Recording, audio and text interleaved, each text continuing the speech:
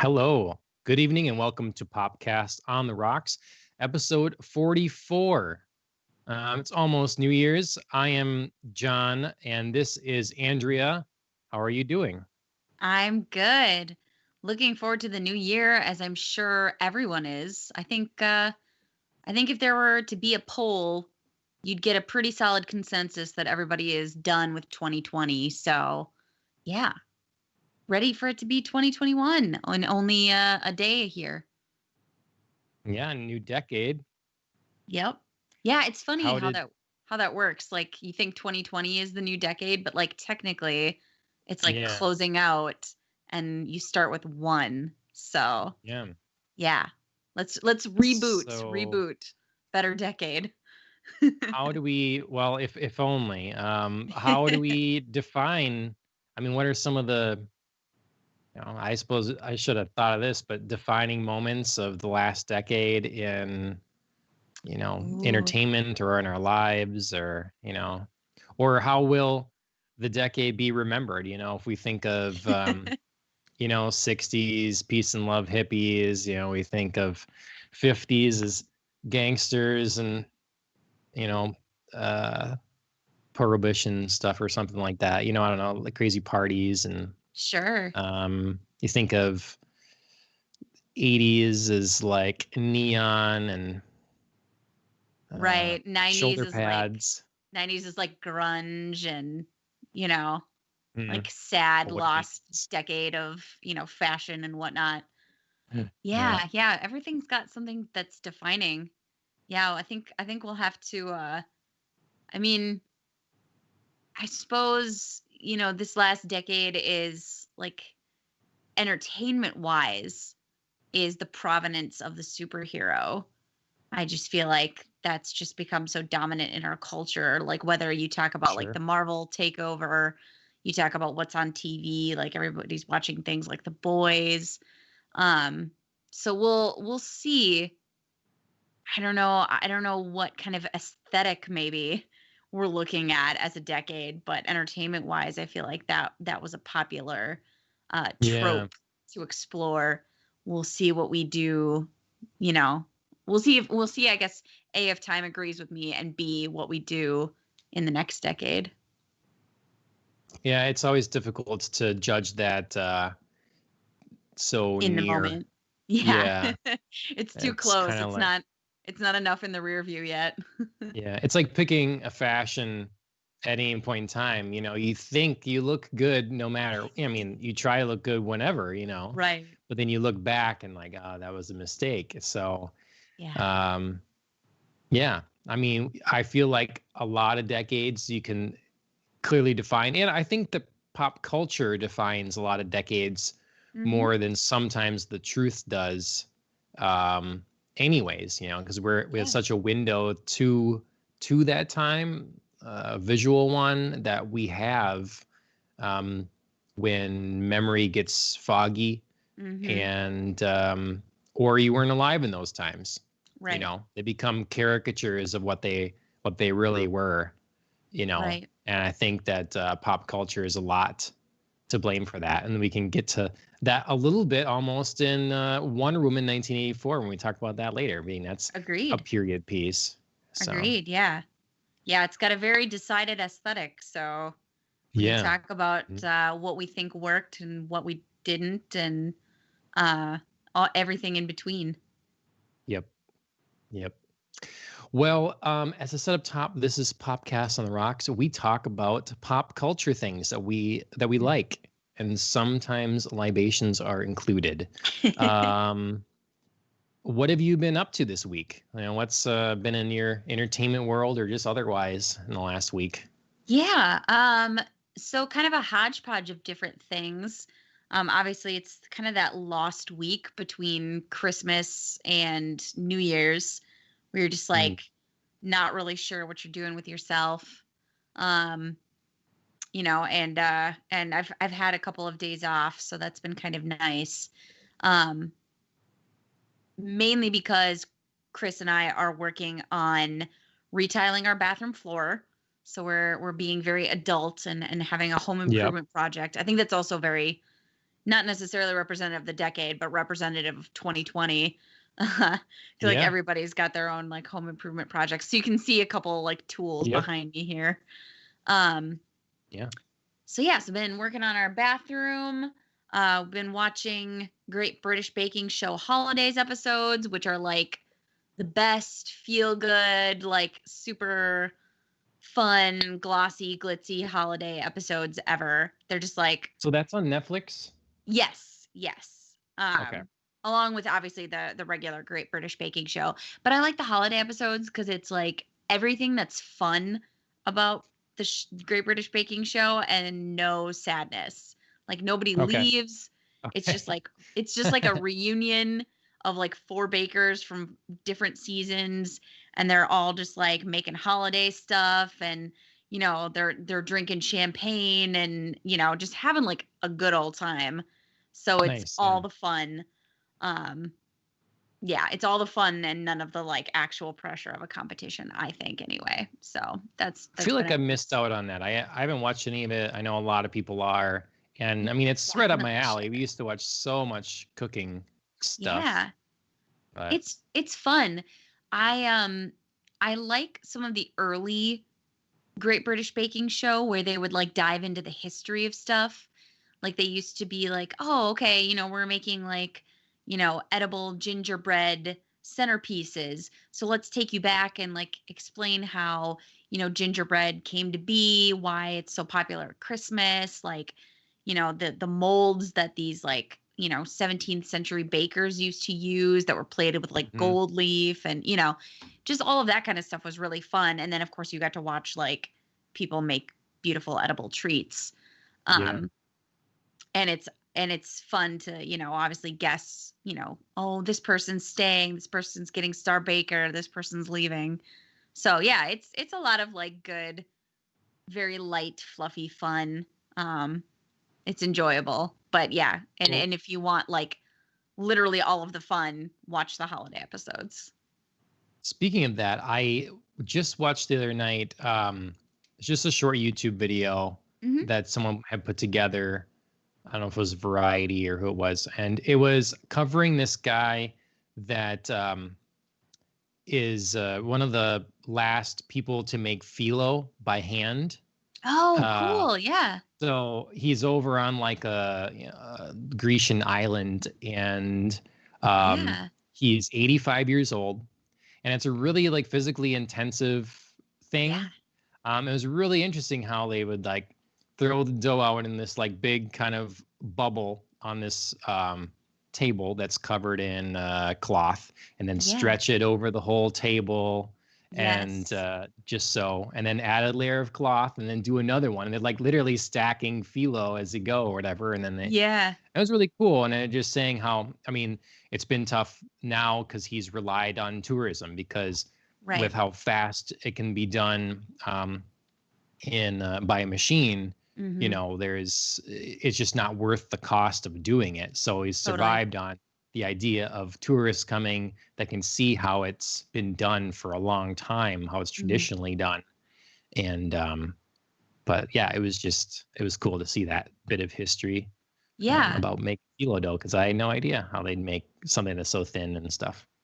Yeah, I think once maybe restrictions are lifted and people can travel again, that would be the exact kind of thing that people want to do, because I know obviously Great British Baking Show is so popular, and they do have a couple of episodes where they challenge the bakers to make phyllo dough, and they are just Struggle.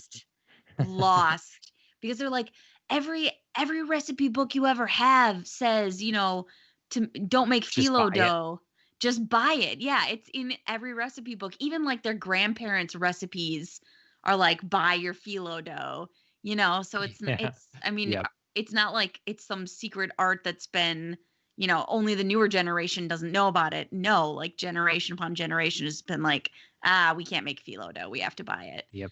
So, yeah, watching them do that is hilariously entertaining. It does sound like it. Fitness trainer is here, and he's here for the baking cooking episode. That's right. Um, I mean, you let us know if you've tried making phyllo dough before. Um, Yeah, it is I mean, I think one of the best things about Great British Baking Show is it does make you feel like you can do some of it obviously is way beyond your skill level. Like watching them make phyllo dough was like, no, I'm never going to be able to do that. But I mean, I made gingerbread with royal icing, and I made like a little like gingerbread house, like a little structure this year for the first time. Turned out not too bad, you know. Okay. Like Yeah. I wouldn't have like put it in front of like Paul Hollywood or Mary So Berry, you did one but from scratch. You did I one from did, scratch. yeah. Okay, Yeah. nice. So You beat I us this year then. Okay. I see. but I mean, it's because like you get in the fever, you watch it and you're like, I can do it, it seems so possible.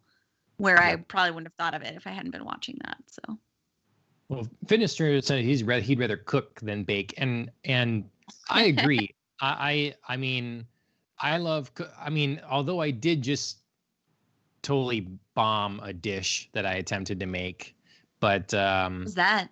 I just was making a stew and I just Oh, messed okay. it up. Eh, So I was it pretty ashamed happens. about it. But Yeah. yeah, but I love cooking. Baking, I do like as well. But what's fun about cooking is the experimentation. Whereas the science of baking, like, and so that's why I do like watching people bake Yes. because I really appreciate the knowledge of, like, yeah, any kind of dough, I can just whip it up. I just know the proportions, the amounts, the time, the Yeah. technique, it's so I do Absolutely. appreciate the craft. Oh, Fitness Trainer wants to know why I bombed the stew. I added too many kind of briny things to it. I Oh, love okay. I love pickled things. I have pickled garlic and then olives too, Kalamata olives, and it Yes. just seep. Actually still enjoy the stew because I love pickles and briny things. Hmm. But for Ashley, it was too overpowering. Sure. So That flavor profile was just a yeah, little, yeah, yeah. I So get that. I mean, it's Yeah, not a I good mean, idea. It's not traditional to put pickled garlic in your stew. You would do it regular, just plain garlic, fresh garlic, but yeah. Well, so I mean, when you say stew, you kind of evoke like a rich, hearty, brothy. yep, You know what I mean? There's like yeah. a taste that you expect. So if it's not Mhm. that, it can be a Yeah. little jarring. Well, he wants to know which Marvel character do we think is the best baker? Oh, Ooh, which this is an Marvel interesting question. character? Which Yeah, Marvel we're gonna be character? talking DC characters later, I know. but I have to Marvel. switch gears in my brain. Hmm. I don't want the dead air. So as we kind of like, it can be in the back of our heads while we go and Uh-huh. see what comes up. Um, Okay. it, Be the best what one. else did you do this week? I see you read some stuff. I did. I read the novel Sex and Vanity from Kevin Kwan, who is the creator of well, not the creator, the writer behind Crazy Rich Asians, which of course was turned into a movie just last year. Um so I was kind of like, "Oh, I really liked Crazy Rich Asians. I thought the movie was good, so I'll read his newest work." It was kind of like a redux in a different setting of Crazy Rich Asians. Um like the feel of the story was very similar. He wrote in a very similar style. So when he writes, he has like he does annotations in the text, which as like a scholar, I'm very used to when I read like my scholarly editions of, like Victorian novels and things. Like you've got the little footnotes at the bottom and stuff like that. It's very different to read in like a more popular fiction kind of novel. So that was really interesting, like just getting back into that. It was well done, but I wouldn't say it was anything like groundbreaking or revelatory. It was just kind of like some entertaining, fun, kind of almost an extension or like a spin-off, kind of Crazy Rich Asians. So good.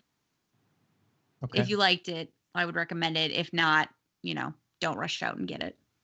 sure. Okay.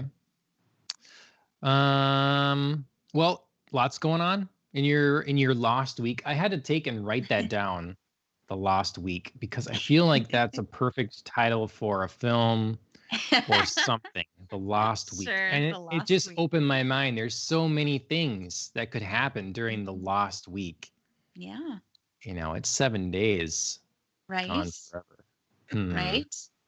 And it is this like weird amorphous time between Christmas and New Year's that you're like, what do we do with this? Like, Mhm. are we recovering from Christmas and gearing up for New Year's? Are we just like laying low? Are we like keeping the holiday spirit like super high all week? I try to do that, but it usually doesn't work. So, but yeah, we were working on our remodel stuff this week too, getting that going Adulting, more. getting a Yep. little adulting in there. Uh, Yep. lots of Cyberpunk 2077. Okay. I know you said it And, actually was basically done. Are you close to being I done? could end the campaign whenever now. Like I Oh, know okay. what the last mission is, and I could go do that. Okay. But I just have other stuff I want to do, Sure. and I love being in this world. It's just like I have some real, like I clearly don't agree with the creators on some worldview matters, but regardless of that, I have been able to really get sucked in, Okay. and I like just wandering the streets, cruising around. I mean, watching TV in the game, like it I was gonna feels say, is very this like a alive. Grand Theft Auto, like cruising It the is. It's like streets? it's like a next gen version of Sure, that in a way. sure. And I haven't put much time in the. I've put barely any time into Grand Theft Auto, so I'm not a good one to comment on that. Okay. But yeah, Grand Theft Auto, my mind's always this large, big playground, and this is too. But focusing quite a bit on story. A lot of Yeah. good storied side quests and stuff.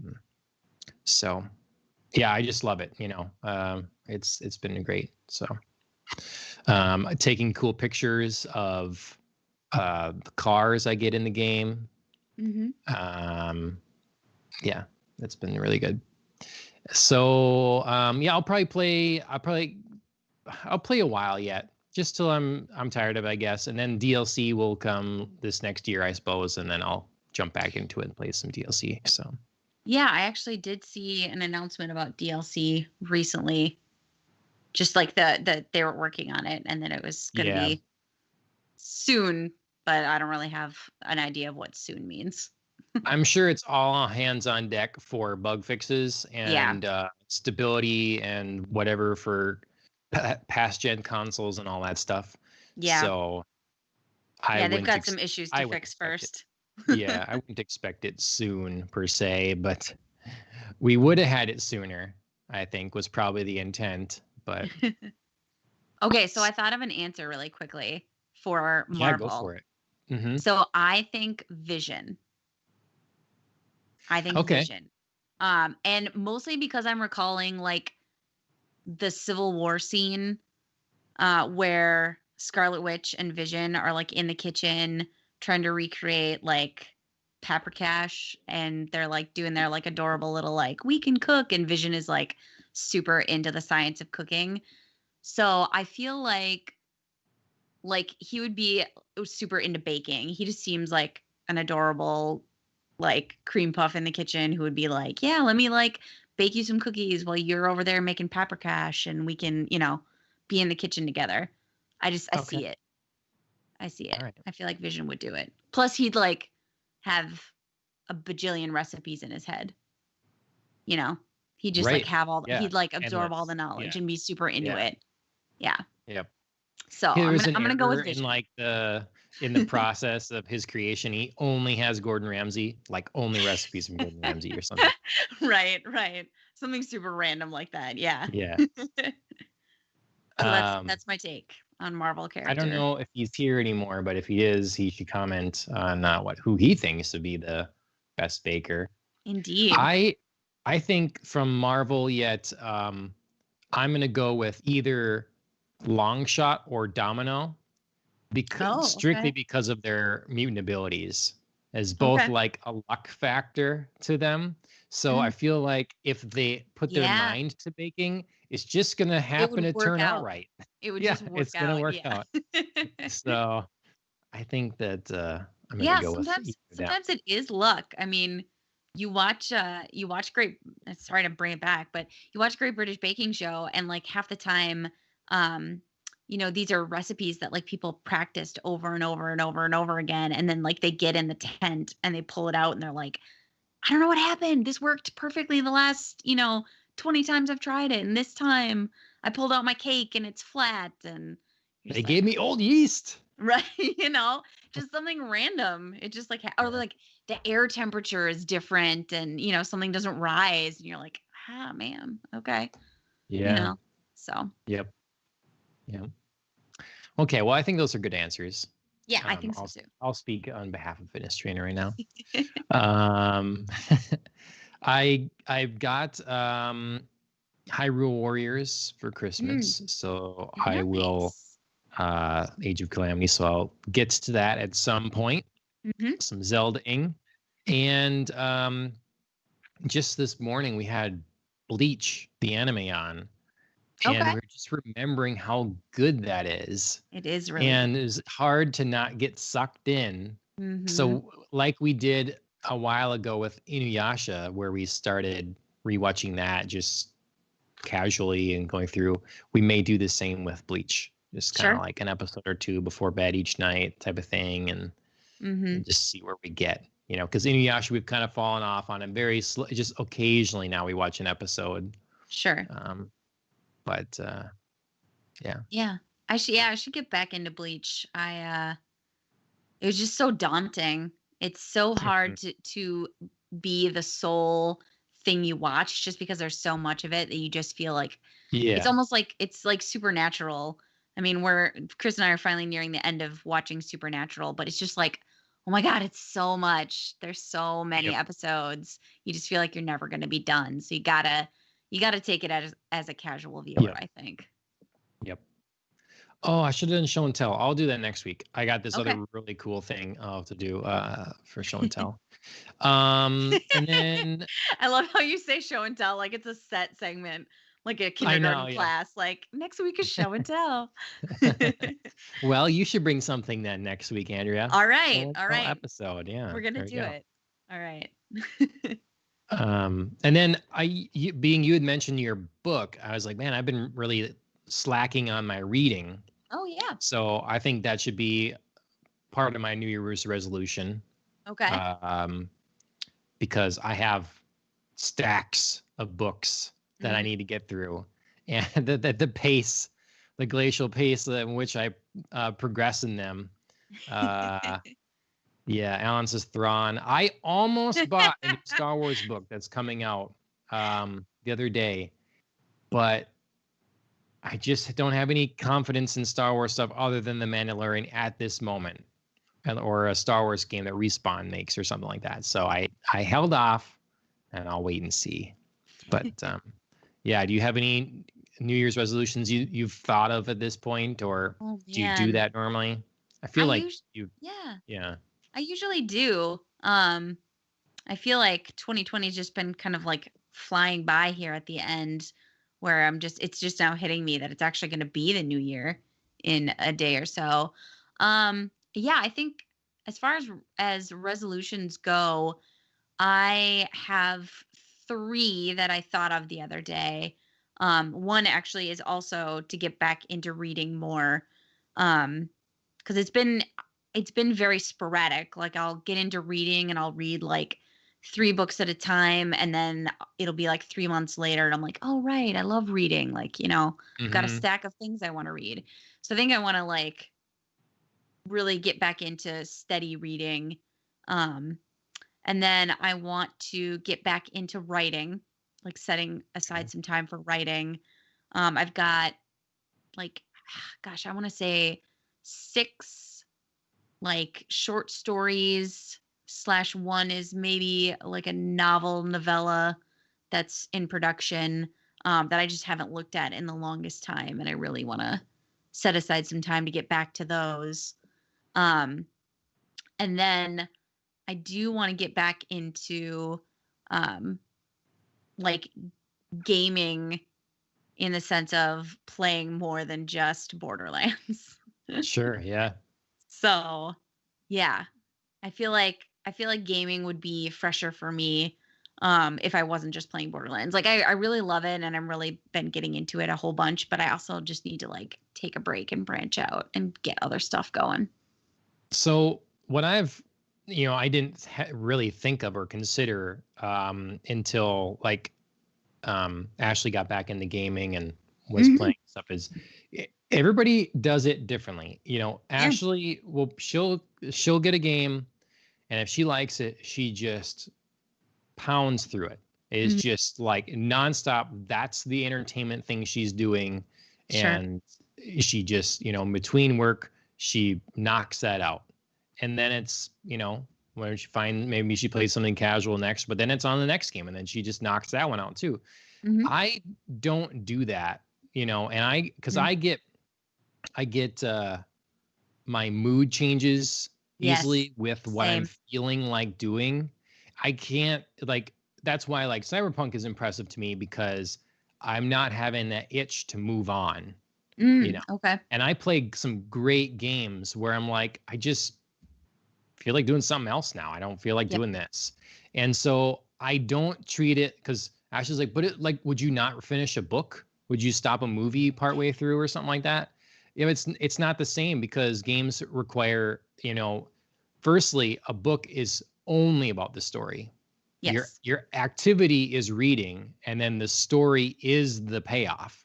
Right. Gaming is a mix. Gaming can be largely about the story, but you must also enjoy the activity and what you do in Exactly. the game. Exactly. Um, and you can read a pretty long book, and I know you can knock books out quick. Hmm. You can read a pretty long book pretty quickly. Games that people will spend 100 hours in or whatever, like it's a time commitment versus a movie as well, or an Hmm. album or something else. Yeah. And so, and it's not a crime to play a game for 3 to 15 hours and then do something else Hmm. because that's a lot, like especially if a person gets into multiple kinds of games. There's lots of kinds of games. Ashley's now playing um Hades, very Oh different kind yeah. of game. And you Hmm. just get in the different kind of modes. So yeah, if you're tired of Borderlands, don't feel compelled that you must finish it or something for some greater purpose or whatever.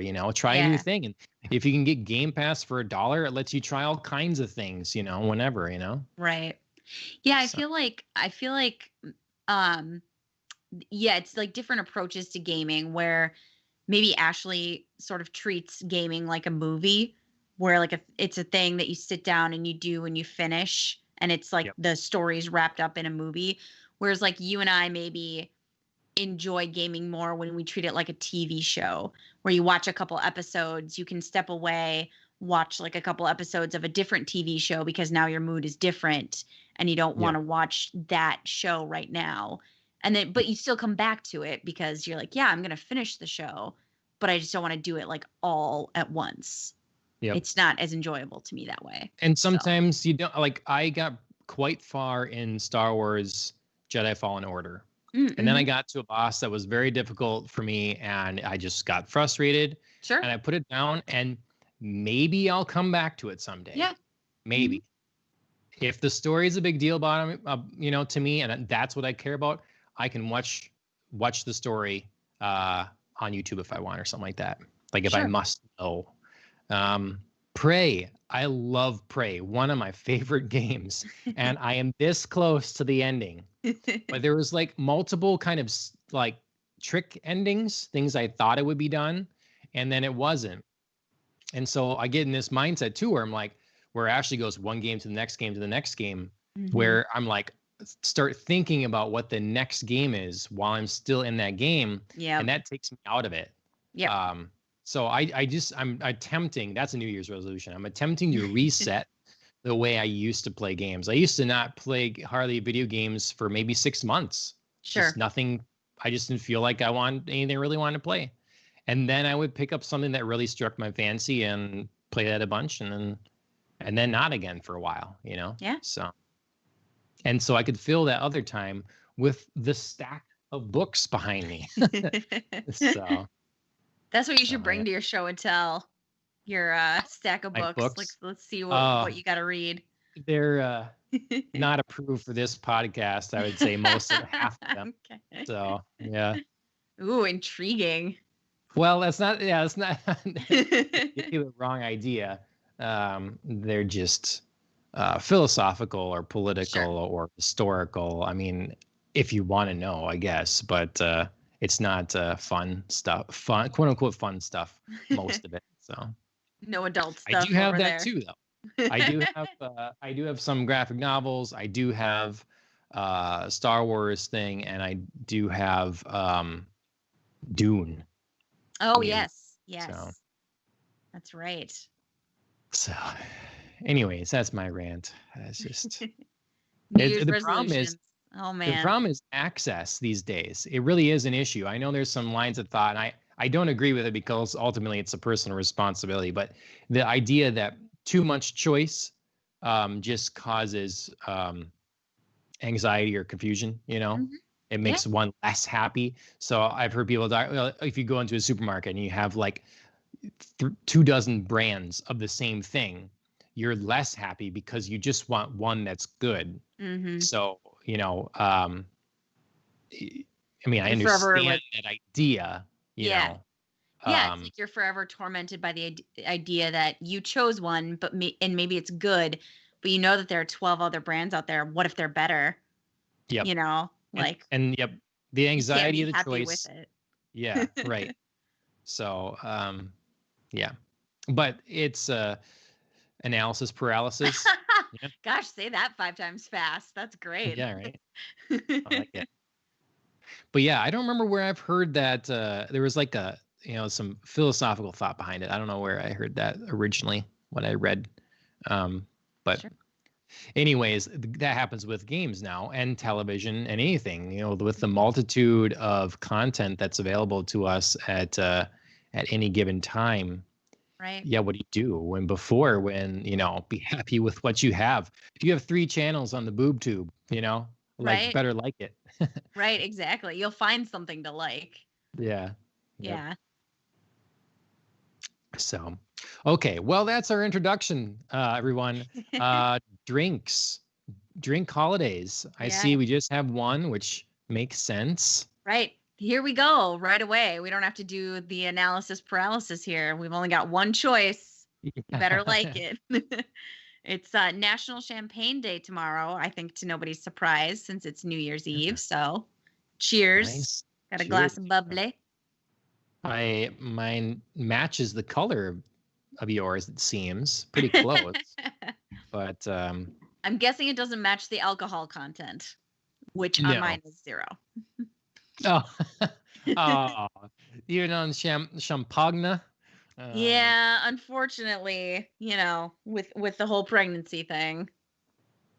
Yeah, do they recommend like getting closer, like to start not like they say a glass of wine a day, whatever, but do they recommend as you get closer to not have anything?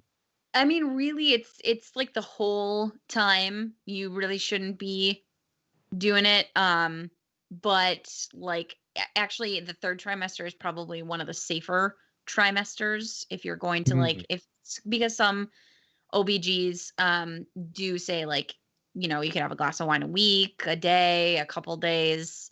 Yeah. Right. I mean, no, really they don't recommend. I've never actually heard any doctor recommend like hard alcohol. It's usually just like wine or beer that they're like, it's all right. But by the 3rd trimester, you've got a lot of development done, and it's literally just growth. So you're not as likely to have a chance to like affect like brain development. Now, is that 100%? Obviously not, but it's really like those early days when they're saying like big time warning. So I'm sure it feels like it, but in the grand scheme of things, it's not that long to play it safe, Yes, indeed. It it's very strange. In the beginning, it's very odd, and you like don't think about it because of course you're not showing or Yeah. anything like that. So it's just like, oh, like why can't I? Nothing feels different. Mm. And then in the middle, you're used to it, so you like don't think about it as much. And then now, like as I'm getting towards the end, it's like, we're almost there. Like I can hold it Yep. out, but you start thinking about like, oh, good cocktail would be really nice, and it won't be that long till I can. Yep. Yep. It'll taste all the better. Yes, indeed. Well, I have I don't have champagne. I will have some of that Tomorrow. on the first, actually, I think. On the Okay. first. So, but What do you I have, have good sir? I have a Christmas gift. Ooh. Um, so you wouldn't know it Okay. necessarily by the color right away, but this is a single malt Scotch. It's Oh. really like, dare I say, rose gold. It's quite pale, um, but it's interesting. It's from Alexander Murray and Company, um, but it's Okay. a joint venture between um, the Tullibardine Distillery from Mm. 19 or some from 1488 Oh in wow. Scotland, and a brewery in California, Firestone Walker Brewing Company. So it's Interesting. this, yeah, it's really Scotland and good. California. Not two Mhm. places I would have paired together. Yeah, it's distilled, matured, and bottled in Scotland. It's so it's very much a Scotch. I don't know Mhm. what level of contribution the brewery had. Like Okay, maybe sure. their head brewer went over there and like helped with whatever set of standards they were going to do with it or something like that. I Sure. don't know how that goes, but I've only read some of it. But says it's a truly unique and exceptional limited edition single malt with a hint Cool. of the new world, a whiskey with literally no peers. And so, yeah, it's delicioso. Nice. Well, very classy. Yeah, our whiskey card is getting full. So, but if it does get full, we'll just get another whiskey card. It's There not a you problem. go. There you go. Yep. Definitely not a problem. No. Okay. News this week has been slower, Mhm. as you said, the last week. So Yeah. it's a little bit slower, I'd say. Later, we'll get to Wonder Woman, of course. I guess that's the one big media event Indeed. launched on Christmas Mhm. Day on HBO Max. But first, we can talk about a little bit of few articles, a little bit of news that we did find. Yeah, You just found small this, fluffy stuff. yeah, you found this 10 best and 5 worst movies of 2020, according to Entertainment Yes. Weekly. Yes. So they were doing their end of year, like entertainers of the year, movies of the year, that kind of thing. And I was Hmm. just reading through them. And I found it really interesting that among the top 10 movies of the year, only two were sort of big budget studio release kind of movies. Hmm. And the rest of them were like indies, smaller studio releases before COVID, and then some of them, of course, were um, commissioned and produced by like Amazon Prime, Right. um, or Netflix or Hulu or whatever. So it's just like interesting that so many of these were smaller films. And then out of like the five um, worst ones, they were like all big budget, big name, you know, like just a lot of like big budget stuff attached to it. So like Right. I'm thinking about Capone with Tom Hardy, Hillbilly Elegy with Amy Adams and Glenn Close, Irresistible, Rose Byrne, Steve Carell, and then the top two, unfortunately, both star Anne Hathaway, which was the last thing he wanted, and The Witches. So yeah, just a lot of disappointment in big studio pictures this year. Sure. Um, Yeah. So I'm just kind of wondering what that means for 2021. Are we going to kind of keep rolling? If theaters open back up, are we going to like just revert back to big studio pictures, or do Amazon Prime and Netflix and Hulu, do they have like a real, or HBO Max even, do they have a real shot at like keeping a good audience if they continue to make like these, quote unquote top 10 type of Right. movies? I mean, yeah, it's an interesting. I guess there's always the talk of what's better versus what's actually seen still, because on Hmm. this list, I don't think I've seen any of them. Okay. Well, Um, to be and to be a bunch of them I fair, haven't even heard of. yeah, to be fair, Promising Young Woman did just come out, starring Yes, Carey I Mulligan. just saw an ad for it last Yeah. night. So to be fair, you haven't had a lot of time to see that one. Yep. Um, and I think um Emma's the only one I've seen, and then Soul also just came out, I think, within this last Okay. Yep. week. Um, That's been popping up on the Apple TV, like yeah. suggested or something. You know. Yeah. So, I mean, out of these, obviously the bigger budget ones again are the ones we've heard of. Um, and I haven't necessarily heard of things like Nomadland or Minari. Um, Definitely not First Cow. I heard of Kajillionaire, actually, because I'm a big Gina Rodriguez fan. But yeah, just like everything else I hadn't heard of yet, but it made me want to go watch it because it's available. I mean, all of these Yeah. are available on streaming. So I was just like, well, now I have time. I don't have to go to a theater and I could go see these movies quite easily. Well, I was just I thought it was interesting that you concluded this from the article, I guess. And I pointed out too or whatever, but that because I had just watched a video last night that was talking about um, Hollywood in particular, but it was stemmed from other forms of entertainment. They were talking Hmm. about DC in particular, how one comic book shop in California is not going to carry DC comics anymore.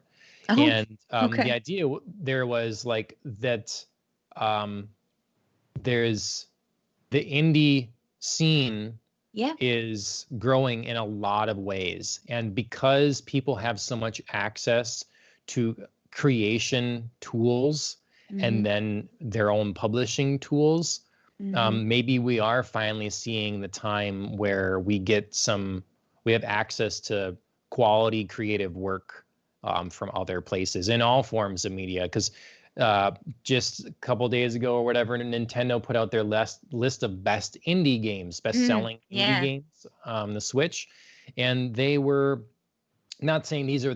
I don't know where these mix in with the best of like their own games and stuff, Right. obviously, but just looking at the list, it's an impressive list of Hmm. games that are well reviewed, well regarded by critics and people.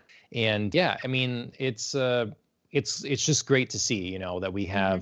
we're getting this diversity of content all over the board. In the comic space, you get I think it's Image Comics, where like they're big, but I believe everyone that writes for them gets to Hmm. keep their own money. Like Yeah. they own their property is the Right. deal. So when you go to write a book for Marvel or DC, this doesn't work that way. Right. Marvel or DC owns the IP now, whatever your creative thing is. Hmm. So yeah, there's a lot of, and we've seen the success of stuff like The Walking Dead or whatever. Um, Probably The Boys as well. I don't know who published that, but these Hmm. things that are not from the big dogs. Right. And Exactly. so yeah, I think it's exciting. Yeah, I really appreciated the diversity on this list. I mean, part of that, of course, is the necessity of 2020, where a lot of big budget things just didn't get released. But I mean, on the other hand, like we're seeing Disney shifting to releasing a lot of content on their streaming platform. HBO Max obviously acquiring, you know, a lot of content for their platform. So are we starting to Mhm. see like just a bigger shift in general with the way the Yeah. entertainment industry is going? So And I like the idea that, I mean, it makes sense that maybe some of the better stuff gets made then, yeah. because a lot of these things like comics, or Alan put the list here: Walking Dead, Spawn, Saga, Kick-Ass, like big properties. Savage Dragon I haven't heard of. From these are Image Oh yeah. publication best things, or but it's it makes sense that a lot of this stuff is crowdfunded, you know? So, Mhm. Boys was originally Wildstorm. Okay. Oh, Move to Dynamite. Okay. That's where I've Yeah. seen it. That makes sense. Yep. Um, it's, when you're making a movie yourself or whatever, you have to go around and convince people that your movie is worth making and that you know how to make it. And it's something to invest in, as you Mhm. get money from them. And when you're crowdfunding for a comic book on whatever crowdfunding platform, it's the same thing. Here's the sample art, here's my vision, whatever. And you get people interested in it. And it's not just some boardroom of people saying, tick these Right. boxes. I'm going to hand you millions of dollars now to risk for, for our company here.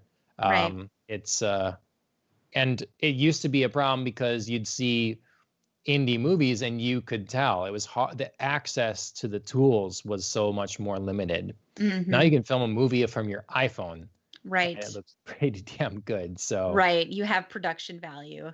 It's not yeah, always going to be the same thing, but depending on your vision. I mean, I think many people who are actually serious about making like an indie movie are smart enough to know what they do and don't have access to. Like yeah, nobody's trying like CGI with their indie movie, because you just yep. don't in that sense you don't have the tools, but I mean your Well, basics. yeah, yeah.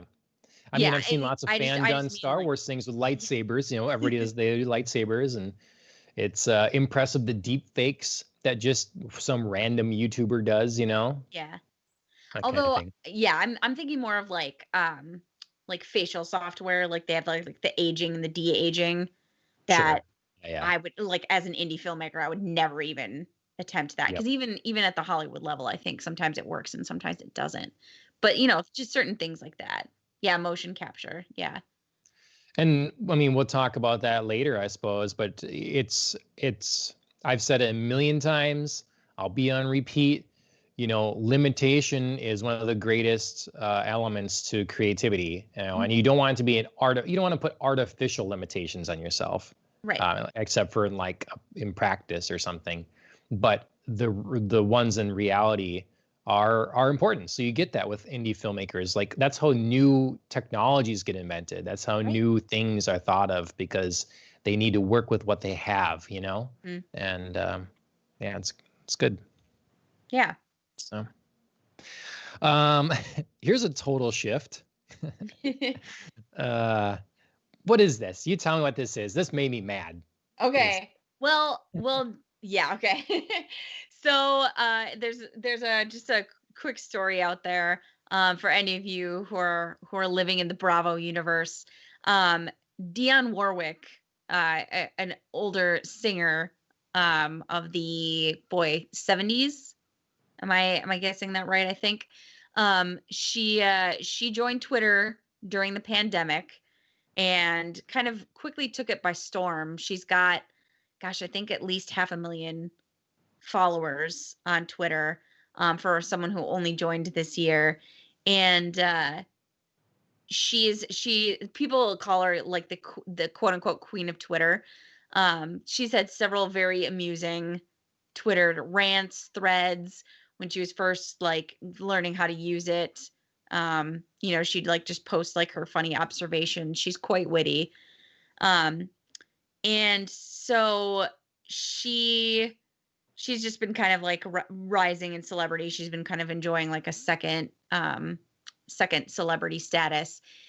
She made a comment the other day on Twitter in response to somebody else's tweet that she is a big Housewives fan and would love to host like Housewives reunions. She thinks she'd be like a funny moderator. And Andy Cohen saw it, retweeted it, and was like, "Let's do it! Like, get in here. I would love you to do this." So it might actually be happening. I think it was like actually a little bit more than just like, two people talking on Twitter and being like, "Oh, we'd love to have you. Oh, how fun. What an idea." I don't know. I think it might actually be a thing. She might try her hand at it. So, yeah, what do you think? Well, What do you think of a host I other than disagree. Andy? I disagree. I mean, to me, so the best part of any season, if it was a decent season, is the reunion. Oh, And absolutely.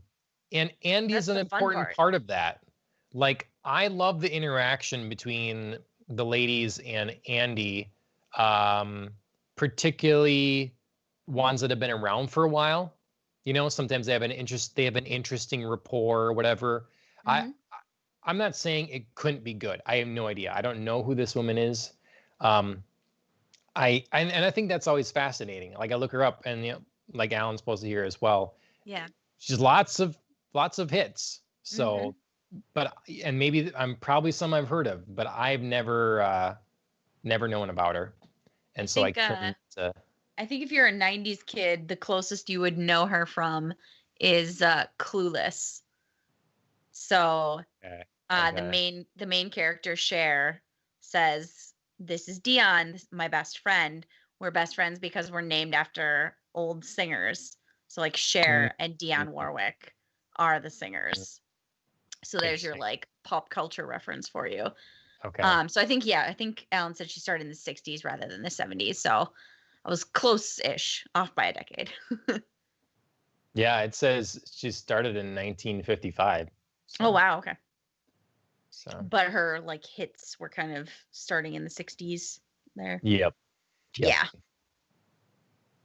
So Interesting. Well, I mean, whatever they want to do, but I like the formula as it is, so I would not sure. be in favor of mixing it up.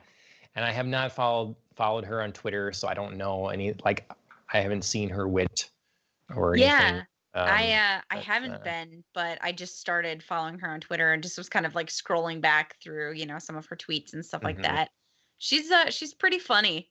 She's pretty Hmm. good. So, yeah, I mean, it could just be like a gimmicky thing or it could be a real thing. So we'll have to wait and see. What they should do is just have her on Watch What Happens Live. Yeah, test her out a little bit. Yeah, you start talking to her, because there's a lot of people that are reoccurring guests on there that I would Exactly. have thought earned if they were going to do guest. I just can't see. I can't see the pivotal, the end moment of the season I having a know. guest host. But I if they were know. going to do that, I feel like there's people that have probably earned it by being repeat, Mhm. commentators basically Yes. on Watch What Happens Live. I agree. I agree. Yeah, if there was a line, I think Dionne Warwick probably should be at the back of it. Yeah. Um, but yeah, just something that caught my eye as a news story, and then I saw the exchange on Twitter. So Yeah. we'll see. We'll see. Okay.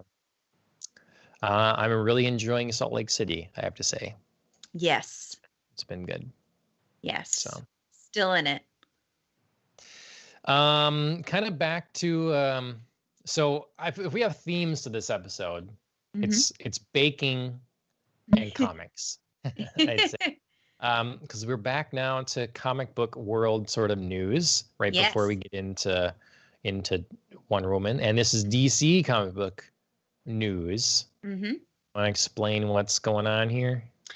Yeah. So, um, this was just a recent interview that came out with Joe Manganiello. Um, and he's talking about the fact that he was originally part of the ending to Justice League, Snyder's Justice League, where he played Deathstroke. And he had filmed like an ending scene for that. And it was supposed to be, first, it was supposed to be um, a sort of spin off into setting up Ben Affleck's solo Batman movie that he was kind of in charge of writing and directing and producing. Um, and then once it was clear that that wasn't going to happen, they had brought in a new director, Ben Affleck was going to shoot Batman with this like new director, but then like stepped back, and then that's when like Robert Pattinson came in, and that's the solo Batman movie they're making now. Um, DC decided to go in and change that final scene to being an exchange between Deathstroke and Lex Luthor, setting up what they thought was going to be the Injustice League. So Joe was talking about the fact that like he's like, yeah, they totally reshot Jesse Eisenberg's Lex Luthor dialogue. I had no idea. They kept my dialogue the same. It's very clear. I watched that ending scene. It's very clear that these two actors are not on the same page. Like Hmm. it's just so jarring. Like Sure. their dialogue just doesn't quite match up with what one another's saying. So they scrapped that because they're not making Injustice League anymore, which I think is great because the scene is just awkward as all get out. But now Joe was recently contacted by Zack Snyder because he added some footage back into his cut of Justice League and wanted to reshoot some things. So he added a piece of this scene back in. So Deathstroke is going to be in the Snyder cut of the Justice League. I don't remember if the article said like how much, if it was just going to be this tiny little intro again, or this tiny little closing again, or if it was going to be something bigger. But so he reshot all of that, and that'll be part of the Snyder cut. And then it sort of revived some hope maybe of a solo Deathstroke film. So Okay. he's in talks about that right now. So yeah, I so think that's a DC's dead. long convoluted story, but I just kind of like some interesting like back and forth, and then Yeah. some possibilities for what could be happening next at DC. It just shows what kind of mess they have going there. Oh God, yeah. And they keep, what Zach's just gonna keep adding things to this film, and it's gonna make sense somehow. It's gonna be I like don't know. 6 hours long or something by the Yeah. time it's done. He's just gonna be like, no, I need more. Whoops, it's gonna be Just- broken into 3 films because, Mhm. it's gonna pull a Peter Jackson or something. I mean, I'd heard a while ago about the talks of there was going to be a Darren Aronofsky Yeah. Batman film. Mhm. And I don't know if that became what was going to be Ben Affleck's, Sure. Yeah. Mhm. or what the order of that exactly was, but it's been kicking around for a while, it seems, Mhm. this idea of a really dark Batman. Yeah. Like Christopher Nolan's got nothing on this kind of dark Batman. Right. And Oh, it's, Deathstroke has been announced. for Justice League Part Interesting. 2. But is Justice League Part 2 even happening? I don't see it. Like, Yeah. is it going to happen? Who's going to do that? Right. Who's going to do that now? It seems like Zack Snyder's out. I don't want him Yeah. anymore. I kicked out Jeff Johns, kicked out Zack Snyder. Yeah. What are you going to do? I think they've been asking, what's his name? Wan. I can't remember his name. Mhm. James Wan. Yes. No. Is that it? Yeah. Yeah. James Wan. Maybe that's it. Right. That did Aquaman, and I think that's it. That sounds right. And but I think he Help turned us it down. I don't think he's interested in like dealing with this mess. So, Well, and at don't this blame point, him. yeah, I mean, at this point, who would be? Because like we were gonna do Batman with possibly 3 different directors, writers. Now we've got this other Batman going on. Great, James Wan. Thank you, Alan. Yeah, so we've got Justice League Part 2. No, we're gonna do Injustice League. Like, Mhm. no, we had Justice League that was, Zack Snyder's. Then it was, oh my gosh, Joss Whedon, and then it's Zack Snyder again is like the real thing. Like, Yeah. everything is a mess. Everything is messy. And they do so many like patchy fixes. Like I said, watching this this exchange between Deathstroke and Lex Luthor that was like clearly shot not at the same time was just awful. It was so awkward. Yep. So yeah, I don't know that It's I'd be the one willing to touch that mess. it's really it, it's it's so hard to get out from the shadow of Marvel. Mm-hmm. I think it's the big problem. And it's an envious position to be in where Marvel has set the tone here over the last decade. And DC just shouldn't follow, I guess, because clearly they don't have the skills to do it. And they needed, they had like back in the day with the Batman films, it was just the Batman films. And then those were done, and then it was something else. And they could keep doing that and still make tons of money. The problem is that people love to see this stuff connected. If you get to be a fan, you get to love to see it connected. Well, that's really difficult to do, to sign on actors that want to keep doing it, that, are, what happens when you have something like Butchin, Ben Affleck, Batflick, that's I know I'm body shaming here with his butt chin. He's not so well received. Well, then maybe he doesn't feel like doing another Batman movie. What are you going to do now? You're stuck. Right. So if you don't nail it, then, and Marvel's dealt with it. They dealt with actors that didn't cooperate or whatever. So like Edward Norton with the Hulk. Right. Fortunately, was one film in, and now you're done, and we'll move on. That kind of thing. Right. They were able to fix it pretty quickly. Yep. Is his name? Rowdy, Iron Man's buddy. Oh, Rhodey. Rhodey. That was again a quick fix. His face. Yep. Yeah. Got rid of him. Yeah. He was shifted asking from for a lot of money. Howard to John Cheadle. Yep. Yeah. Mm-hmm. Yeah. So it can be done that way. Yeah, you need to do it quickly is the problem. Yep. Right. Be decisive about it. And I'm interested. I am interested to see this Snyder cut. And I think Joe Manganiello could potentially make a good Deathstroke. He looks great in the photos that they shared of the reshoots. He looks fantastic. But I have a prediction for the next 10 years. Okay. It revolves around DC.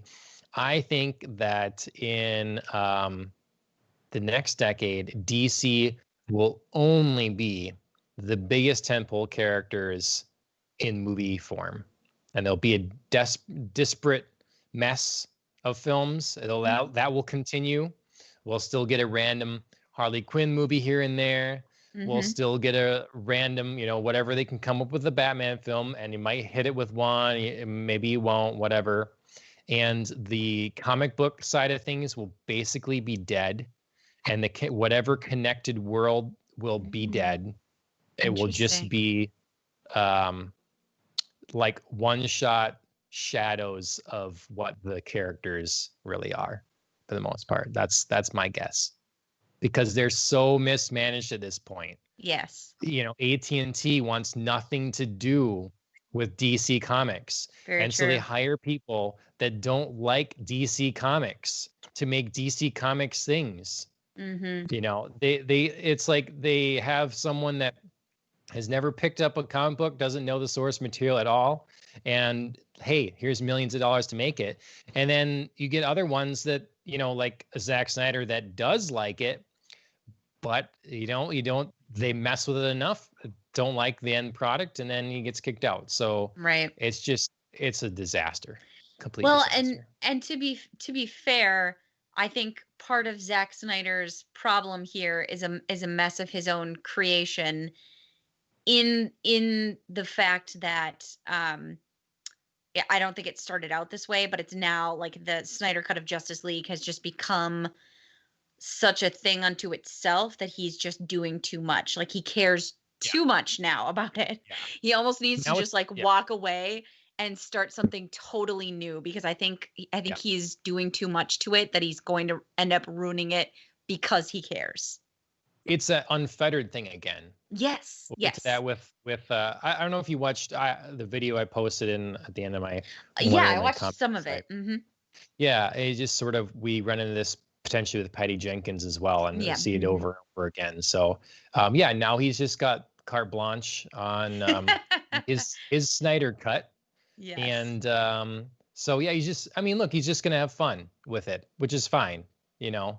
But Right. because there really isn't any pressure on this, I don't think, because it's not like a linchpin for the. It's not going to fix anything, people. It's done. It's just a Yeah, fun I think experiment.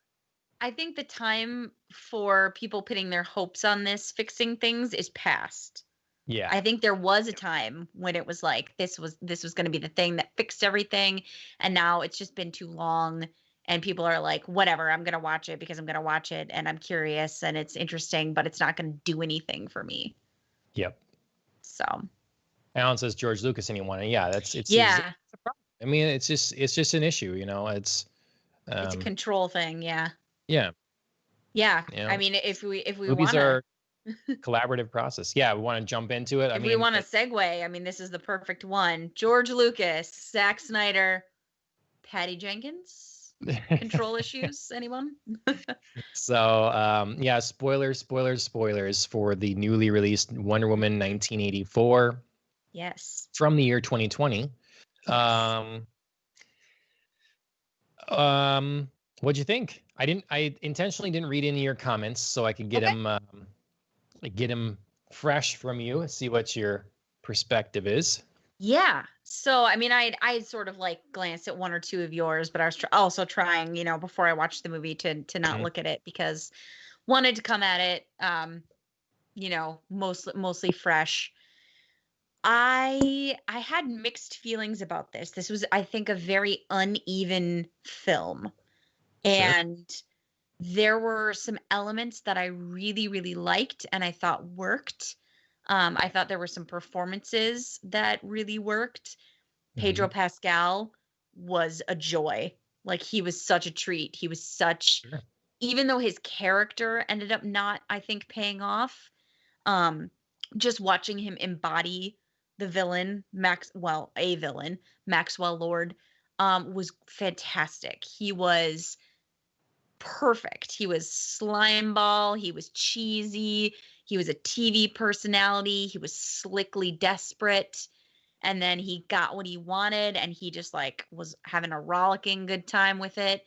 And then he like ran into this crisis, which I thought he played beautifully emotionally, even if his character again didn't have somewhere I thought that was logical to go. He was Sure. great. So his performance I think was a treat. Um, I thought the same actually of Kristen Wiig. I Okay. liked her performance. I didn't like the way that her character was written, and I didn't like where it ended up, but I had a great time watching her evolve in the beginning. Yeah, Cheetah. Um, I really just didn't see these characters meshing, blending, really being great antagonists in the movie, even if I enjoyed the performance of them. I enjoyed watching them on screen. I thought that they were really good at what they were doing. They just Sure. didn't have enough um boy, not an, I mean they had things to do, but they didn't have enough like at stake. They didn't create stakes, I think, that were high enough for Wonder Woman. Sure. Okay. So yeah, so those were like enjoyable things to me, Okay. um, along with the not enjoyable. Overall, I didn't think the storyline worked. Um, I just again didn't think that there was like enough at stake. I thought that there were plot holes in how things came about. Things were explained too easily. Leaps were made. Um, so it was patchy in a story. It moved along, but I wasn't really taken. I wasn't gripped. I wasn't along for the ride. I was just like, I'm watching a story happen. Okay. That's fine. Um, I thought the 80s aesthetic was fun. Hmm. I certainly enjoyed the visuals. I enjoyed the costumes. I enjoyed kind of like the big party scene that happened that felt like very like Miami Vice. Hmm. I don't know how many people our age, I guess, would have watched that, but I actually watched Miami I Vice mean, when I was anyone younger. cool. Anyone awesome enough to see Yeah, Don Johnson. that's Um, right. so Luscious it gave me Fox. like it gave me like a glam, like half cocktail, half Miami Vice vibe that I really enjoyed. But I didn't see, I guess, maybe the necessity to set it in the 80s. It really could have been any decade. Okay, sure. But yeah. So there were fun things, there were elements I enjoyed, and then there were elements I didn't think worked. Well, if I go in kind of that cadence and say what I liked up front, Mm, I so going in, I was just concerned, I guess, just I set my expectations to mhm. be because I thought that the first Wonder Woman was so good I agree. that probably can't reach that. So like that's just temper my expectations. I came in knowing like a long time ago when they were shooting that Patty Jenkins fired the whole team that helped her make the first one. I was like, why would you do that? Yeah. The first one was so good. What you know? Um, but so my expectations were lower, and with that, I did enjoy the film quite a bit. Okay. Um, like going through it, I did have fun with it. Mhm. But there was a different. You reach a sort of a level to me in recent DC stuff, anyways, with Wonder Woman, and Aquaman, where I think those are excellent films, and I'm fully engrossed. I think Mhm. they're just rip roaring adventures. They have poignant moments. They just like they're feasts for the eyes. Mhm. And this is just like kind of fun. Yeah. Um, but I some of the things I'll mirror with what you said. I Mhm. did appreciate a lot of the performances, even Mhm. if the characters they were given were less than. Yes. Um, I did really like seeing Cheetah in her like I liked seeing that relationship at first. I did feel bad Yeah. for her and stuff. And I felt myself sympathizing with her and everything. And I thought that Kristen Wiig did do a good job with what she had there. Mhm. Um Pedro Pascal as well. It was kind of a refreshing change, something different, quite different from what I've seen him do before. So Right. I like that as well. And then Chris Pine, I really felt his awe as Yes. he like went through the Aerospace Museum and different stuff like that. Mhm. Um, and so there were some good character moments Yeah. between some of these people. Um, I liked the I liked that in a way Steve taught Wonder Woman how to fly. I Yeah. think that was That was kind pretty of cute. yeah. It was a fun visual thing to fly through the fireworks. There were some moments like that were cool. Yeah, I thought that was a great, like, callback to the origins of Wonder Woman where she can't fly, but she's got the invisible jet. So, this was their way of being like, hey, remember this? Like, she had the invisible jet. She's going to make it invisible. It was a cool scene visually and a cool callback. See, and I don't know enough about Wonder Woman's history to like know when she was able to fly and all that sort of thing. So definitely coming at this, like I don't want you to think that I'm like I would probably have more problems with this if I was a longtime Wonder Woman fan, Yeah. because it sounds like they've changed a lot, Yeah, and that kind of thing. I mean, I'm not going to pretend like I'm a Wonder Woman expert, or that I know everything about her mythology. But I did know that like the invisible jet was her mode of transportation, and then it like moved into her like lassoing lightning and being able to like ride lightning. Then she could sort of like ride air streams, which is sort of I think some of what she does in this movie, and then it turns into like full-fledged flying. So there was like an Sure. evolution. I Okay. couldn't tell you exactly how it went or how it Okay. worked. So, oh, okay. So Power Alan play. says, yeah, she was given the power of flight by Hermes. in the latest comic iteration. So, which would make sense. I mean, obviously in a mythology full of, you know, Yeah. gods and goddesses of, you know, ancient Greece, that would make a whole lot of And sense. this one thing I kind of like about Wonder Woman and the way it's tied in, and DC has done this, it tied in with different mythology. I think that's neat Hmm. because there are modern day mythologies, so it's neat Yeah. to associate him with real world mythology. And yeah, so I liked the cameo at the end. I thought Yes, that was Linda fun. Carter. I like some of the fun, yeah, some of the fun fashion things or whatever a little bit, um, Steve's with the uh 80s Steve's style. Steve's fashion show was so great. Like, But again, that's kind of my talk of like the caricature of a decade, you know. yes. Hmm. We get this with we sort of get this with their portrayal of Ronald Reagan, kind of Yeah. their Hmm. own take on a caricature version, and you have that of the 80s too. Yeah. And like that's okay because again people's memories are foggy and Right.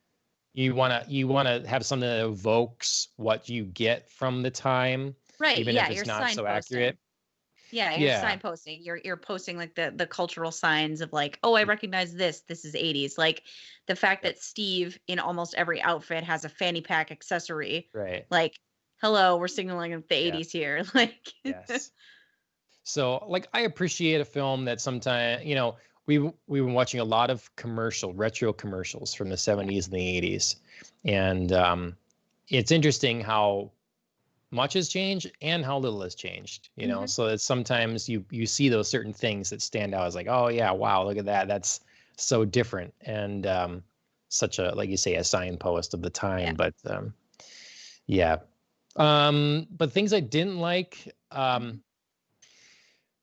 I, let's see, well, one, it felt like it was lacking some centerpieces, you Mhm. know like if like I say, I enjoyed some of the character moments, but it was lacking those epic like in the first Wonder Woman, when Wonder Woman says, well, if you're not going to go out there, basically I am, and she goes out of the trenches behind her Mhm. shield and pushes forward past, like I have chills just remembering that Mhm. scene.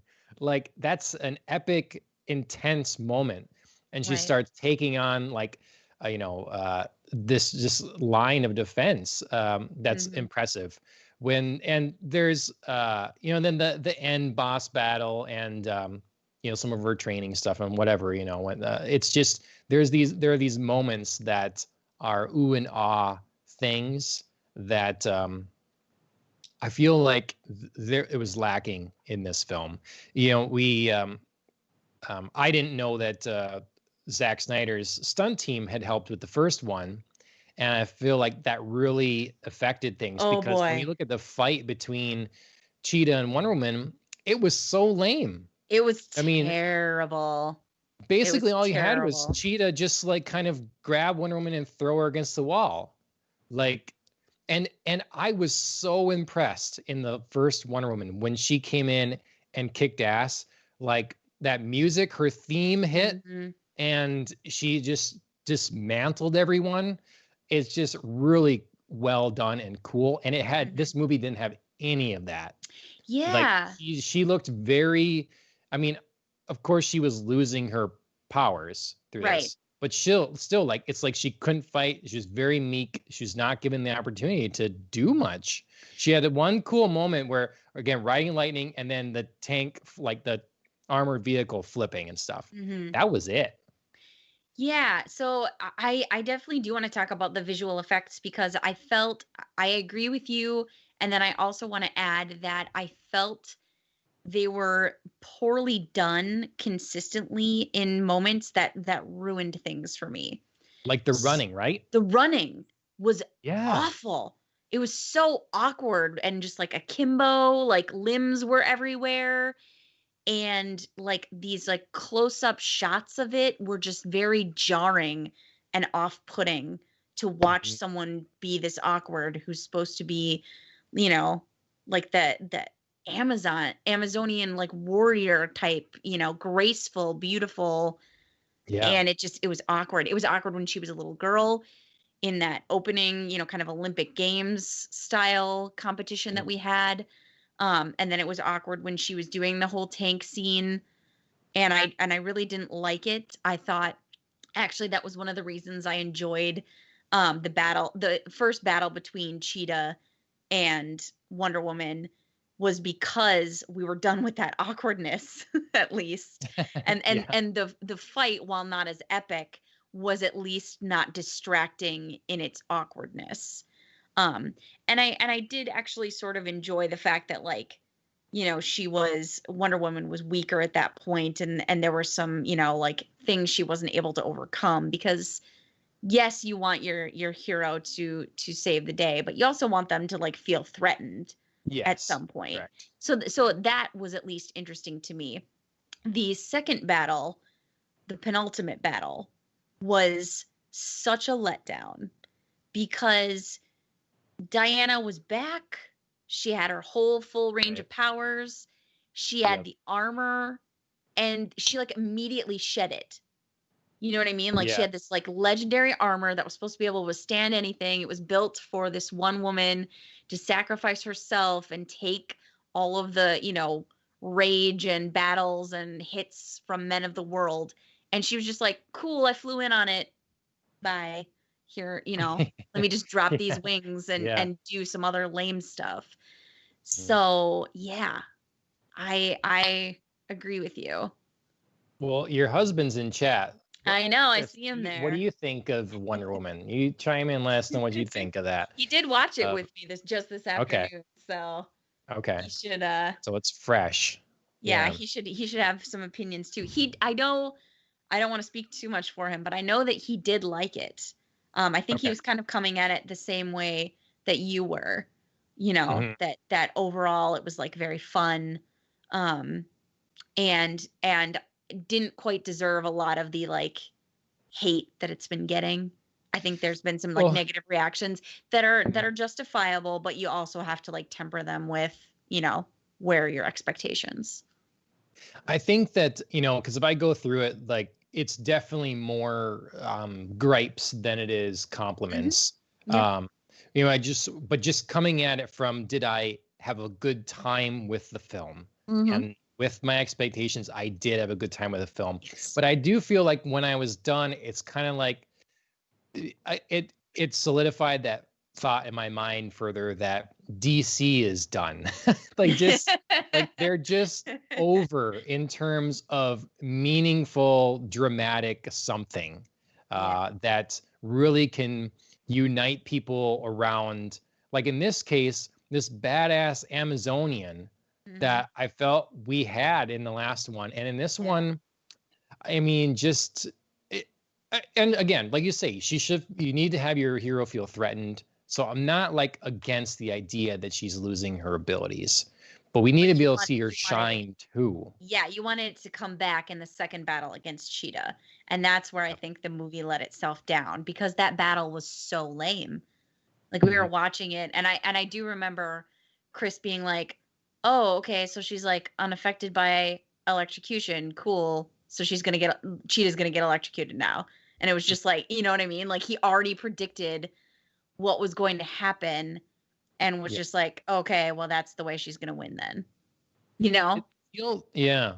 It just It feels like it wasn't, like, exciting. It wasn't, like, a build up. It wasn't epic clash. It was like, yeah. "Cool, I found a way to win."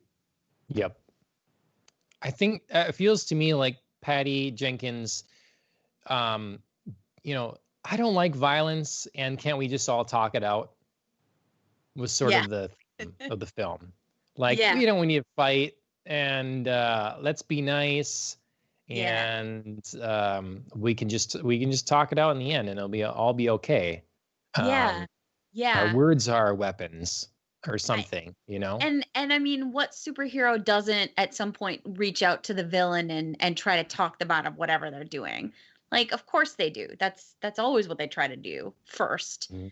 But then that's just like the moment before you have, like, okay, well, they're not going to be talked out of it. So here's our epic battle Yeah. now. Right. Here's our epic fight sequence. Yep. Um, and it just didn't pay off in either aspect where Yep. words worked with Maxwell Lord. It felt lame that this was the Yeah. resolution to that character. Yep. And where words didn't work with Cheetah, the battle felt lame.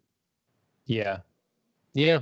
That's a good way to put it. I mean, it's not that I'm like, well, we need to have tons of violence, just like Mm. violence everywhere. You can there's plenty of things. Some of the best Game of Thrones episodes are the ones where there's no violence. It's just dialogue. Right. Um, it can be done very well and impactful. And, it's a risk to take on a big tentpole action summer blockbuster kind of thing. Yes. And yeah, it didn't. I mean, did you buy Maxwell like, oh, now I'm No. reminded of my son and I'll give up No. everything? It's like No. you were reminded of your son along the way earlier, Right. as you said, oh my God, why is he here again already, basically? And then he ran away. Maybe that's the moment that you're like, oh yeah, I love my son. What is this? What am I doing this all for? Um, Yeah. It was very like classic parental trope of, like a parent wants you start off sympathizing because you see this parent who's struggling, who's subpar, who's kind of, maybe society views them as a loser, but they're trying to do so well for their kid. And you see it and you're like, "Oh, I empathize." Like you want to seem successful and cool in your kids' eyes and you want to provide for them. And you get that and you feel the sympathy. And then, you get to this point where they're sucked up in whatever they're doing because they've gotten the success and they're just like, "No, I need to give my kid more and more and more." And not realizing all the kid wants is like for them to be there. So I felt like this was building in a way that I recognized that, and I felt bad for this character. I empathized with him and I got where it spun out of control. But then yeah, they just like had him treat his kid too a little too terribly. But then suddenly at the conclusion where Diana's talking to him, he's like, "Wait, whoops, I love my son. I would never do this, even though I've already done all of this terrible stuff. right. I'm gonna quick undo it. Sorry, y'all. My bad." Yeah. Yep. Oopsies. Yeah. Yeah. Chris says Takesies, he was backsies. for the World War I setting in the first one. And I mean, it definitely was fun that it gave a unique Yeah. element that, you could have Diana coming into the rest of the world and in that time setting. And it was sort of, those were some of the comedic elements that were given then. Mhm. And so you expected that in this one too, that the comedic elements would be, well, Chris Pine's character being the fish out of water this Right. time, which I think worked, but World Yeah. War One setting gave a lot of a lot of raised the stakes as well. It grounded it in a way. You took this fantastical thing and grounded it. So I think that Well, was kind of neat. and I feel like this was almost trying to do that too, but it missed. So we have this whole like arms race, this whole, tension between the US and Russia. We need more nukes. There's always this kind of constant threat of, somebody's going to set it off. That was like very high during the 80s. But the story took such a roundabout way to get there, and it was too much of the background. You know what I mean? Like Sure. once Maxwell Lord like finally like spun out of control and it was like, oh, the crystal causes chaos and it wants these societies to break apart, and like it's the end of these civilizations and things like that. It all happened too slowly and then too quickly for those stakes to feel important. They were almost tangential, so it didn't get to build that sort of background that felt like you were living in that world.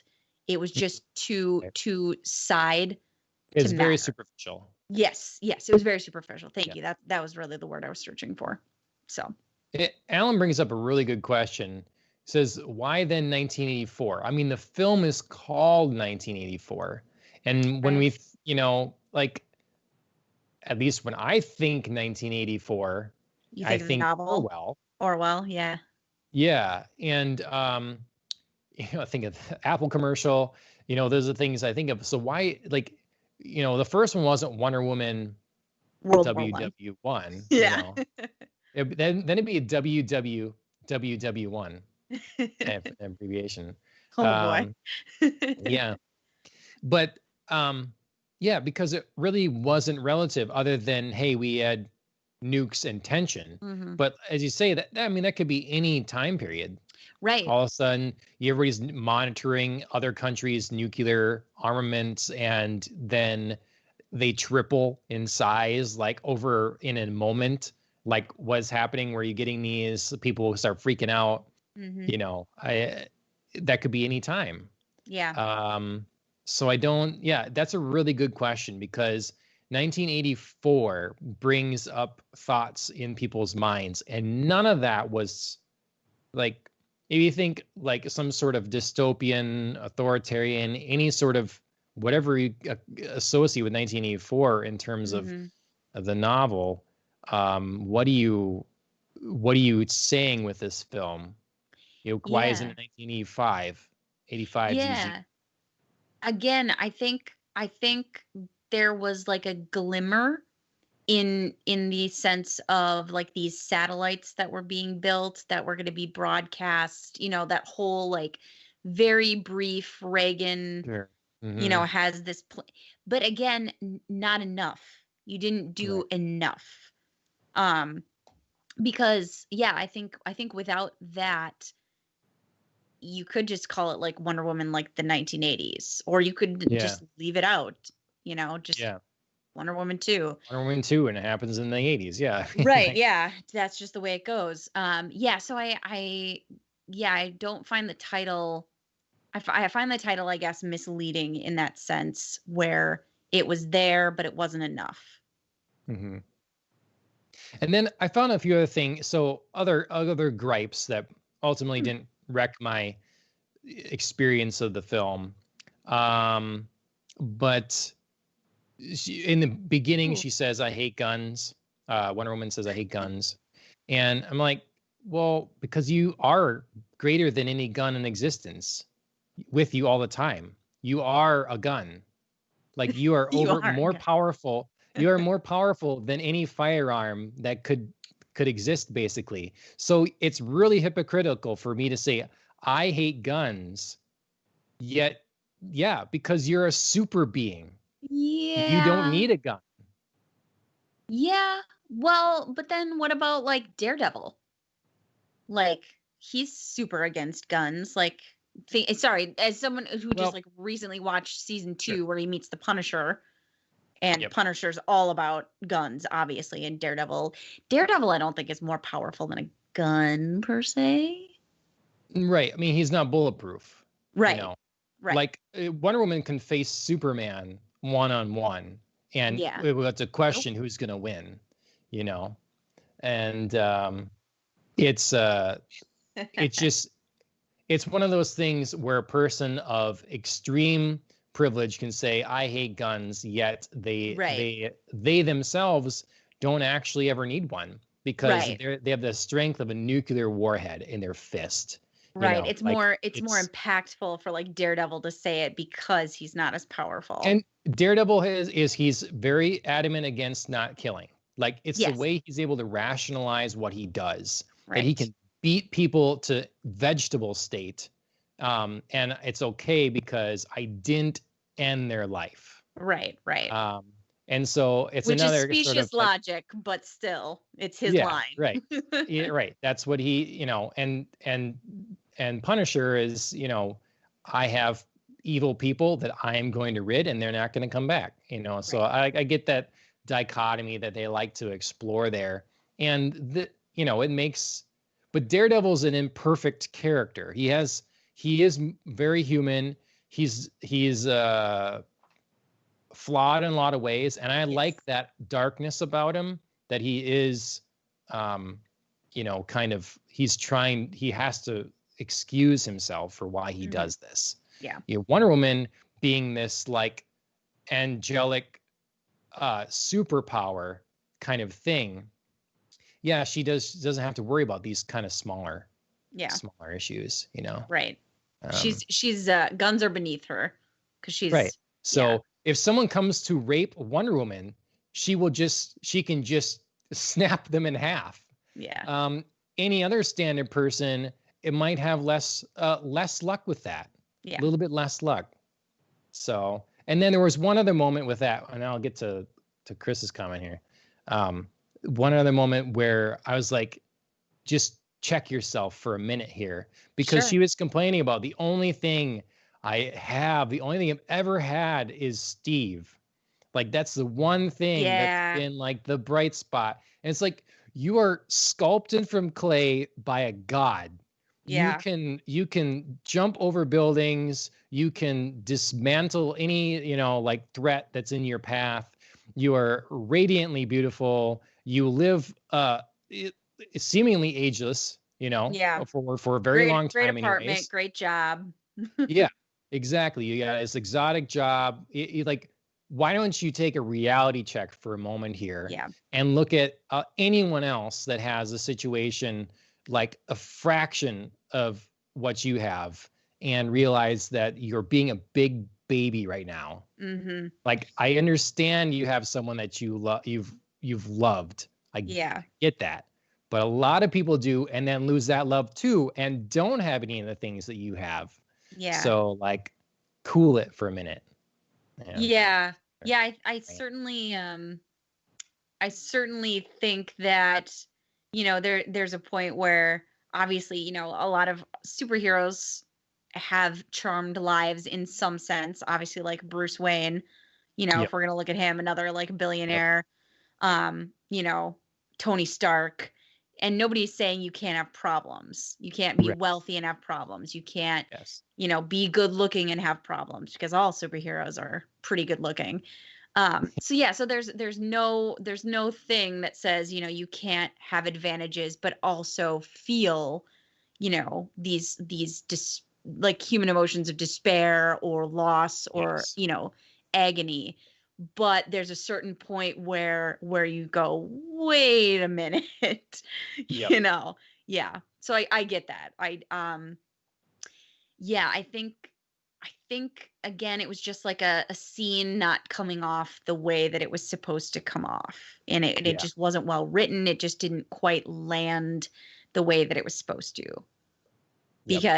Because there was like a very, I thought the breakup, or breakaway, the loss, the letting go of Steve was a very beautiful emotional scene. Yep. But yes, you're right. Then like Diana, like kind of being like, why can't I have this one thing? And it's like, but you have so many things. Yep. Right.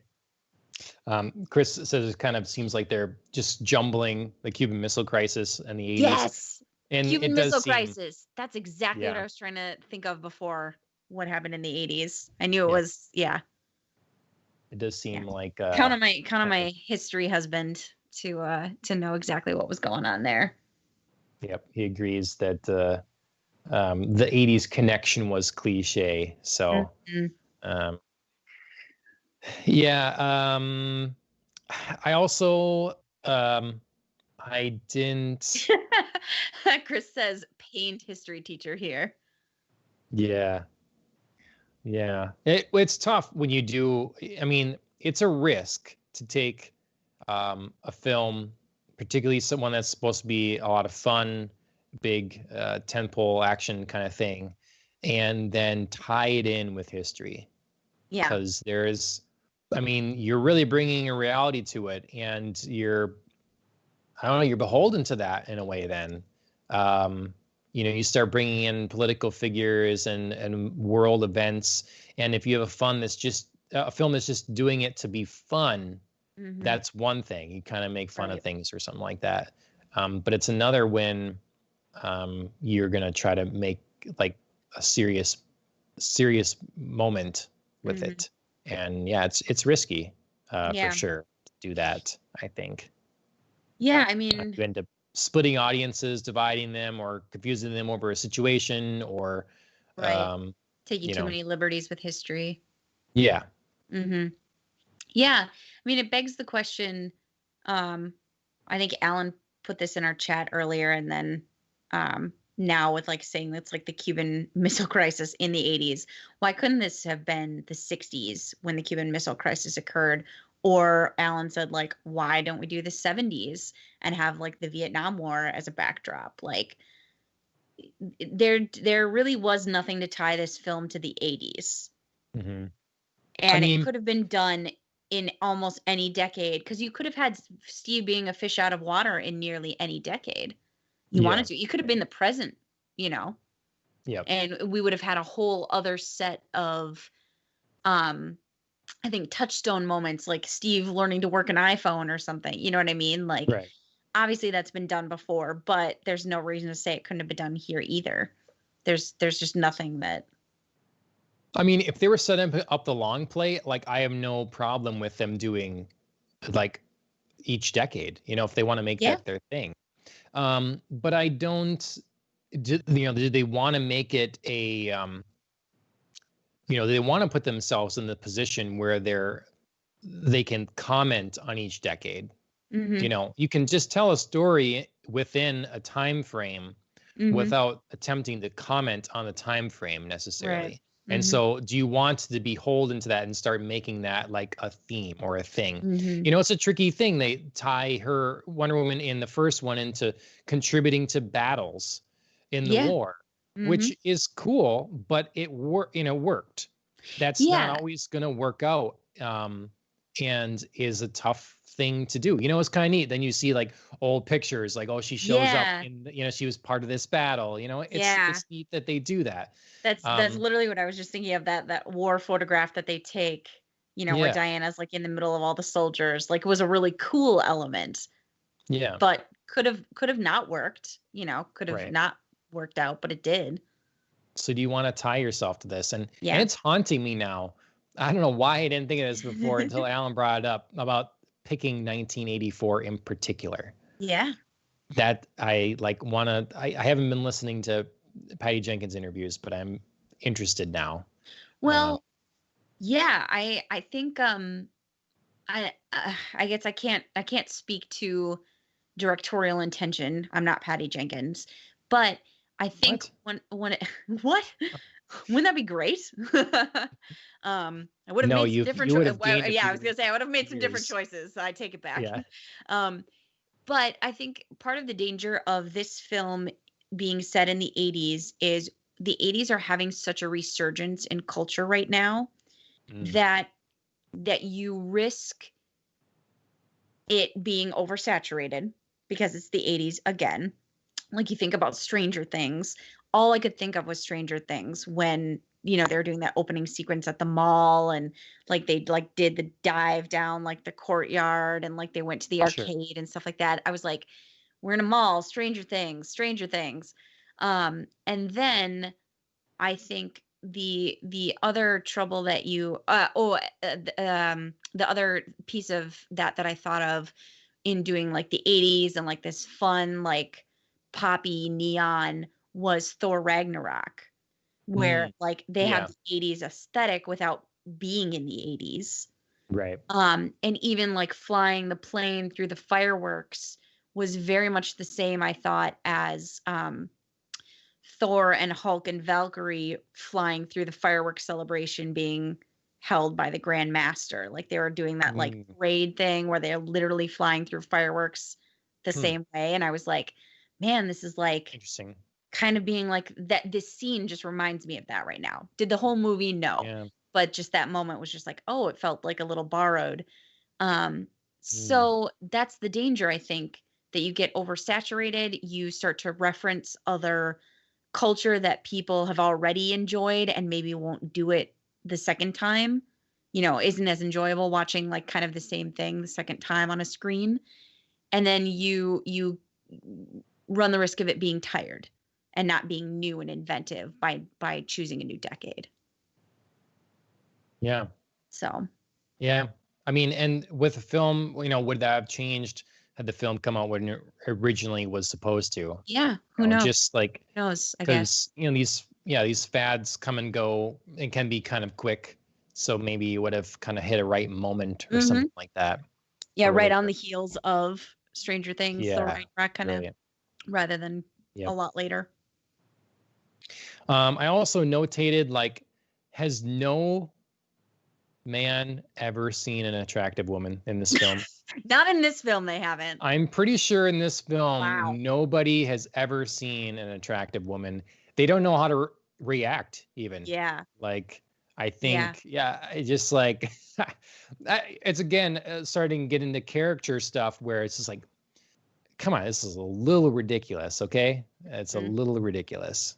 Yeah, that was really a weird part of the movie.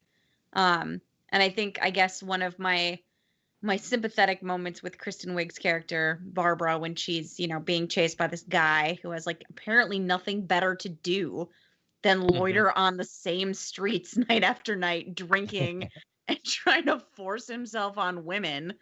When she like teaches him a lesson, you start out and you're like, heck yeah, that's what I'd do with that power if like this jerk is, following me around. And then you get to the point where you're like, whoa, like that's too far. But I mean, just the sheer amount of men who react to first Diana and then to Barbara was just like, who are you people? Like, why don't you understand that there are beautiful women in the world and you don't have to like, ogle them up and down or chase them down streets? Right. Yeah. I mean, I just like, I don't know. If the most beautiful woman in the world, they have to, like, this is their reality to them. I don't know. Yeah. But it felt to me a little, it didn't ring true for reality. To set up world. You could still deliver your point. You still deliver your point of like, wow, our character here, Minerva, has transformed herself basically just by being confident and wearing some more makeup. Yeah, exactly. Right. Has transformed herself into someone else and people take notice. Without it, being cartoonishly over the top. Right. Yeah. Yep. So. But, and then technical issue, I wasn't happy with the sound quality on the stream. Oh, sure. Like, I thought that was odd. It sounded lackingly dynamic. I don't know. I'm not going to accuse it being the sound mix at this point. I assume it was the stream. Sure. But, that wasn't perfect. Wasn't great. Yeah. And then I will say I didn't think of it when I watched it, which is maybe is wrong of me. I don't know. But later, after I watched the film and I ended up seeing Grace's commentary, I guess it seems to be an issue on the internet where Diana slept with someone else's body without them knowing or anything. Yeah. She had sex with another dude that she didn't care about what has happened to this guy. Is he dead now? What's the deal? And obviously he can't like say, let's do this because he's not there. It's Steve in that body. Yeah. And so Grace was saying, look, if roles were reversed here, oh my God. Like if this was a dude superhero and there's this shell of a female body here that someone else was in, it would be being made a bigger deal of. I don't know. Again, I didn't notice it during the film, but afterwards I thought, I was like, yeah, you maybe would consider that for a minute if you're in that situation. Like, Steve, I love you, but like, it's not the same, Right. It's not you. And like, I have to respect this guy that you're taking the body of, Yeah. I had a hard time with the mechanics of how they brought Steve back because because of this exact issue. It was like, okay, so first of all, this guy is like channeling Steve. No, wait, it's Steve. Steve is somehow there. Is this his body? Is this an illusion? Like, is she seeing things? Okay, now we're like taking Steve's consciousness or soul or something and like sticking in somebody else's body. Is this guy still there? Is he like watching from behind, like, oh my God, this guy's in control of my body, but my It's like, consciousness yeah, is it's like tucked the host. away. It's the Yeah. So, yeah, yeah. right. Or is it like his consciousness is just like asleep and he'll remember nothing? Right. Like, is he somewhere else right now? Are they swapped? Like, yeah. So there were some like actual mechanical factors to this, you know, wish Yeah, granting that I was like, ugh, I'm really having yeah, trouble. Once you just like had to move past it and the story moved past it, you were like, all right, well, this is Steve now, and I have to see him as Steve for a while. But yeah, that very first night, everything was just like, ugh, this is a little dicey. We're not thinking about this at all. yeah. Like how Steve is here, how you see Steve. You're gonna sleep with this guy who is Steve but isn't Steve. Yeah. Right. I So mean, it brings up the point of what are the limits and yeah. rules to the powers of this Hmm. stone Yep. and to Maxwell then, because they Right, which I seem think pretty brings up plot limitless in a lot of holes. ways, Yeah. right? But then it can't, bring the body and soul, both Right. parts, back of Right. Steve. It has to be thrown into someone else. Well, now you're sacrificing, Diana sacrificing her powers. Well, what about the dude? Is he like Yeah. sacrificing his life? Isn't that already a sacrifice? Right. Right. And then, lots of people took back their wishes, but lots of people didn't. Right. So are all Right. those still in effect? And Yeah. Is like enough people taking back their wishes? Like, are we keeping some of the benign wishes? Like Maxwell's yeah, son, just wishes to see his dad more. and Like, he oh, doesn't is take it that like back. he doesn't take it back. We don't see him take it back. Right. So is that like okay then? Like, is it sort of like the Stones like, I'll give you a pass on that one. That one's pretty whatever.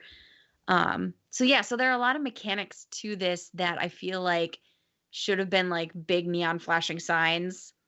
The fact that like Diana just accepts that Steve is back in somebody else's body rather than, like you say, if the stone couldn't bring back his original body, just him Mhm. whole, why wouldn't that be like a flashing neon sign for you to be like, something is wrong here? Right. There's trouble in River Yeah. City. It's yeah, I don't know. I almost feel like they could have done, you know, it's tough for a superhero film to have more than one villain and to Hmm. do them both justice. Hmm. It can be done, but I Yeah. think it's difficult. And maybe this movie needed, each of these villains needed their own film and Hmm. more time with them Hmm. and that kind of thing. Yeah. More time to see Maxwell Lord slide, you know. Yeah. And then because I He mean, did think of do you at the top. Mania. He did do Mania very well, but it happened very suddenly. Yeah. Yeah, like I mean, traveling the world and because I asked that question during the film, like, why do you keep asking for people to grant so many wishes? Mhm. Like, Mhm. why so fast? Like, you're not happy with just like having, $1 billion and some hookers or something for a bit, Yeah. Yeah, he and wasn't then you happy at get tired. all. Right. Yeah. Like, Yeah, he wasn't what's your happy at goal? any Like, point. literally, I'm gonna control the entire world Yeah. immediately overnight. Yeah. It Like, happened too suddenly. I believe fully in in the corruption of power that it brings. Like I am on board, but like let's pace it a little bit here. Yeah. I mean, Yeah.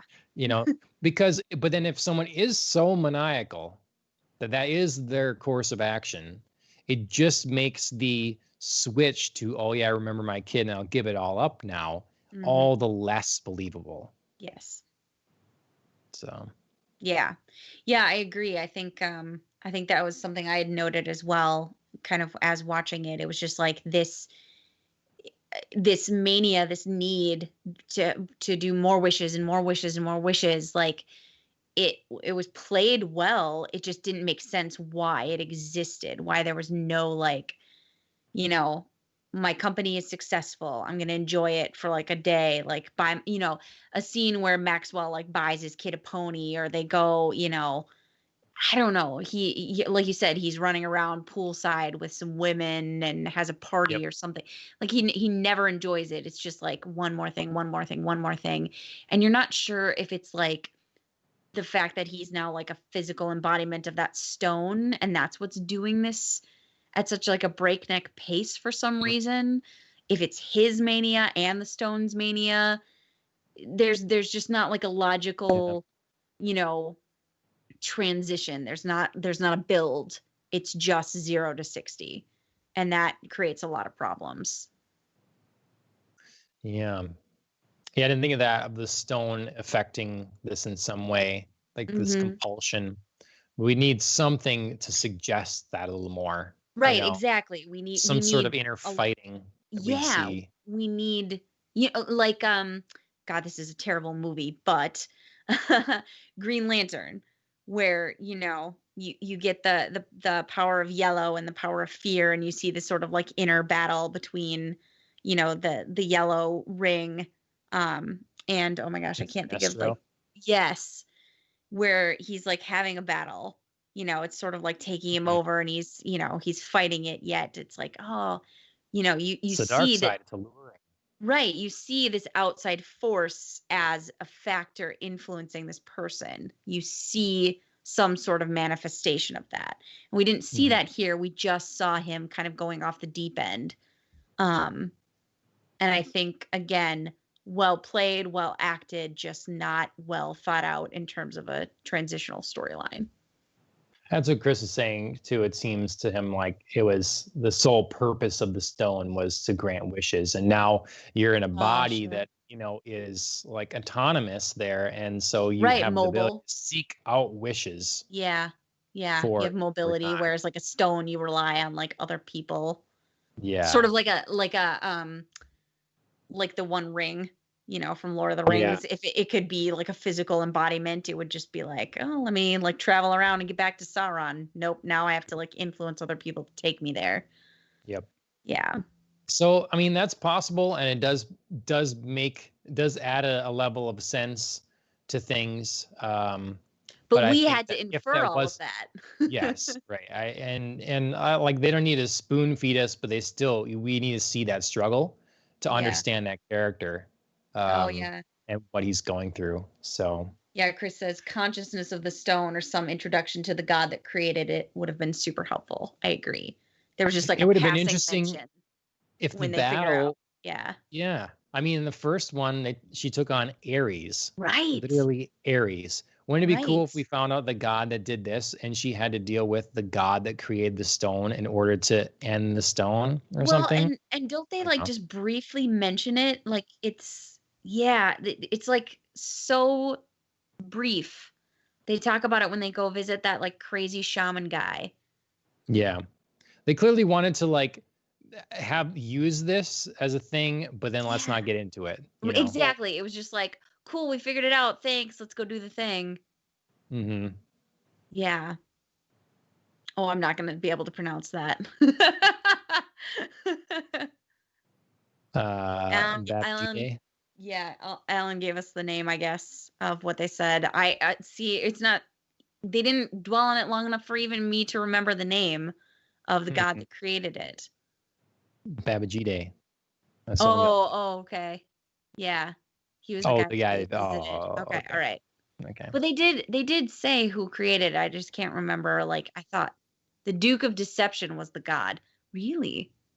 Right, but we don't know what We don't know his anything name yeah, was. Yeah, I mean, like a version of Loki, right. some sort of trickster god. Right. I Even mean, even giving us that would have been like, okay, at least I have a reference point now. if you're gonna like throw all the comic book stuff out the window, anyways, just make up a god. Just Yeah. make up a god. You got to go and battle or whatever. Yeah. But Although at that point we would have been introduced to like a third antagonist and this movie was well, already. I mean, but the movie would have to be very different then. I mean, Yes, yeah, that's true. you That's know, true. I was but gonna yeah, I say see like we're a already crawling with antagonists. We already couldn't fit two full characters in here, and then we'd have three. But yeah, we'd have to Mhm. make one role like way, way smaller, and then we could. It would be interesting to see a film where they were trying to let us in on the struggle that Max Lord was having with his personal goals of like making it and being a success, Mm-hmm. and then the Stones' goals of literally granting as many wishes as possible. Yeah. True. Um, and you know, because if the goal was just to grant as many wishes as possible, wouldn't you just be asking? You wouldn't have to be malevolent about it, Yeah. like, oh, I'm gonna take this from you, and by the way, you're gonna die. You know, I'm gonna take all your, all your land is gonna go away, or so, something. It wouldn't have to be spiteful for all of Right. it, and you wouldn't have to. It wouldn't all lead to I'm gonna rule the world Right. necessarily, and you could still grant wishes for people Yeah. and still have your own power and success. Right. Right. Yeah, it would have been interesting to see like Lord trying to actually like build something for his son, because that was like the original point of all of Yeah, this, was like him being like, I want to be a success. son to And be like, proud of him. right, so him being torn between like building something for his son and like that being his focus, but then the price he has to pay is like he has to go, seek out people and grant wishes, maybe at inopportune times, awkward moments, he has Yep. to seek out people, and he grants them things that maybe conflict with this, business, and then he's like, crap, this is part of the price I have to pay Right. and that my son will be paying. So, maybe this is why now I'm struggling against it, and ultimately Diana helps me, defeat the stone or whatever. Yeah. Well, I guess in summation, I recommend if someone has HBO Max to give it a shot. Yeah, Why I mean, not? it's free. I thought it was fun. Keep your expectations low. Mm-hmm.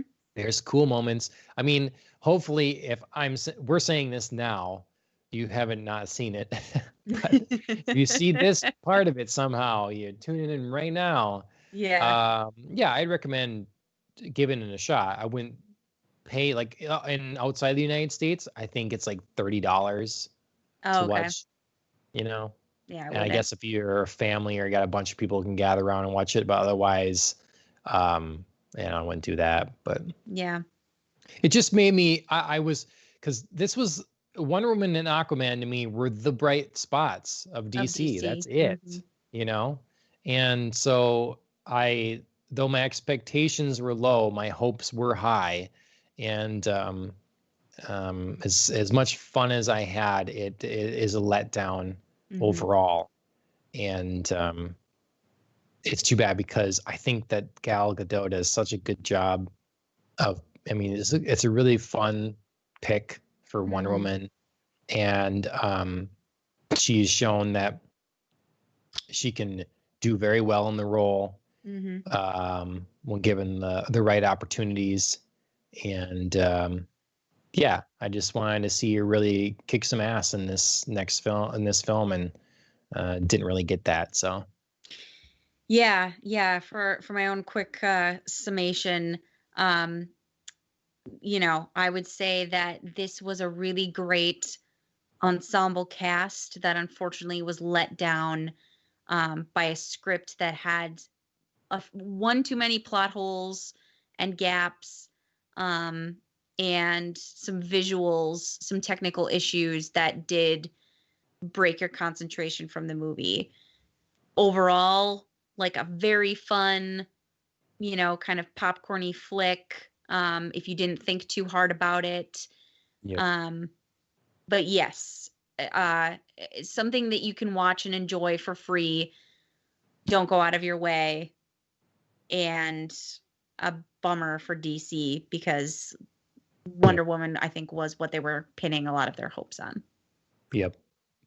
I should bring that up quickly then too, because again, after I watched the movie, sat for a bit or whatever, and then I, through YouTube, I follow that Grace Randolph or whatever, and I Mm-hmm. disagree with her about as much as I agree with her, but Mm-hmm. some behind the scenes stuff with it, and as I briefly mentioned before, Patty Jenkins oddly fired the whole team that helped her make the first Mm-hmm. one. Brought on all new different people. This didn't have the help of Zack Snyder's effects and stunt team for Mhm. this one, and really then went out and was quite vocal about having complete control and owning this film. Mhm. And so her take on that was that's probably a bad idea until you know what people think about this. Because as we had kind of we had talked just leading into this, Mhm. how George Lucas has problems when he's completely unfettered. We're probably seeing that with Zack Snyder too, and it's just a common thing where when you can do everything to your heart's content and you face no resistance, that movies that even though a director is in charge, it is a joint venture. Yes. Like it is a collaborative process on many levels, and I think directors fail that don't see that. Yes. Um, when they won't take the advice of their lead prop person because Mhm. damn it, this is the vision I have and this is what I want to be the screen. You Mhm. know, it's different than a corporate overlord saying like you must do this A, B, and C Mm. versus someone that's a creative partner Right. in your endeavor here that cares as much as you do about the creation of said content, and Mhm. you have you beholden to listen to them in no way, or will you? And Right. I obviously can't speak to how Patty Jenkins is on set or anything like that, but it does seem like it was a detriment to have the clash that happened during the first film of Mhm. creative vision Mhm. not happen in this one. So Yes. I agree. Yeah, in a creative industry, you can't give sole creativity to one, you mhm. know. I mean, y- everybody has their own specialties, their own departments. You kill great ideas by saying I'm in control. Mhm. So obviously somebody like, at the end of the day has to yay or nay something, but by it feeling like you're not even listening or giving a shot to somebody else, I think you really hamper yourself. And especially you can see that in a field that's supposed to be creative rather than, something like you said, like a business where you're not creative all the time. Yep. It's not your bread and butter. So, I mean, you got to draw the line somewhere, of course. hmm You draw yeah. a line on things, but if you want complete creative control in every way and you don't want a team project, paint a painting, Yeah. you know? Like, Don't make a movie, yeah. right. Or Yeah. make a one-person movie, I guess. All right. So that was we got a lot in on an episode. Yeah. Everyone, we got baking if you're catching this now, we have baking in the beginning, and then a little bit of like what's how we thought of the last year as far as content and the state of DC and their new Wonder Woman film. Mhm. So a little bit of a lot of things. Everybody, let it be known on Twitter, you don't want Andy not hosting the Real Housewives reunions. This Campaign cannot starts here. happen. Unless it's Jeff Goldblum or something. Let's make this not happen, okay? And even if it was Jeff Goldblum, I don't want him to get in that mess. He doesn't need to be in that mess. Chris did bring up Nicolas Cage's History of Swear Words from Netflix, though, and Nicolas Cage hosting Oh my god. Housewives reunion would be a sight to That would see. be hilarious. I would actually love to not see this in maybe in actual production, but just like a funny spoof almost Yeah, of different hosts, like, fake hosting a reunion kind of thing. I think that would be kind of funny.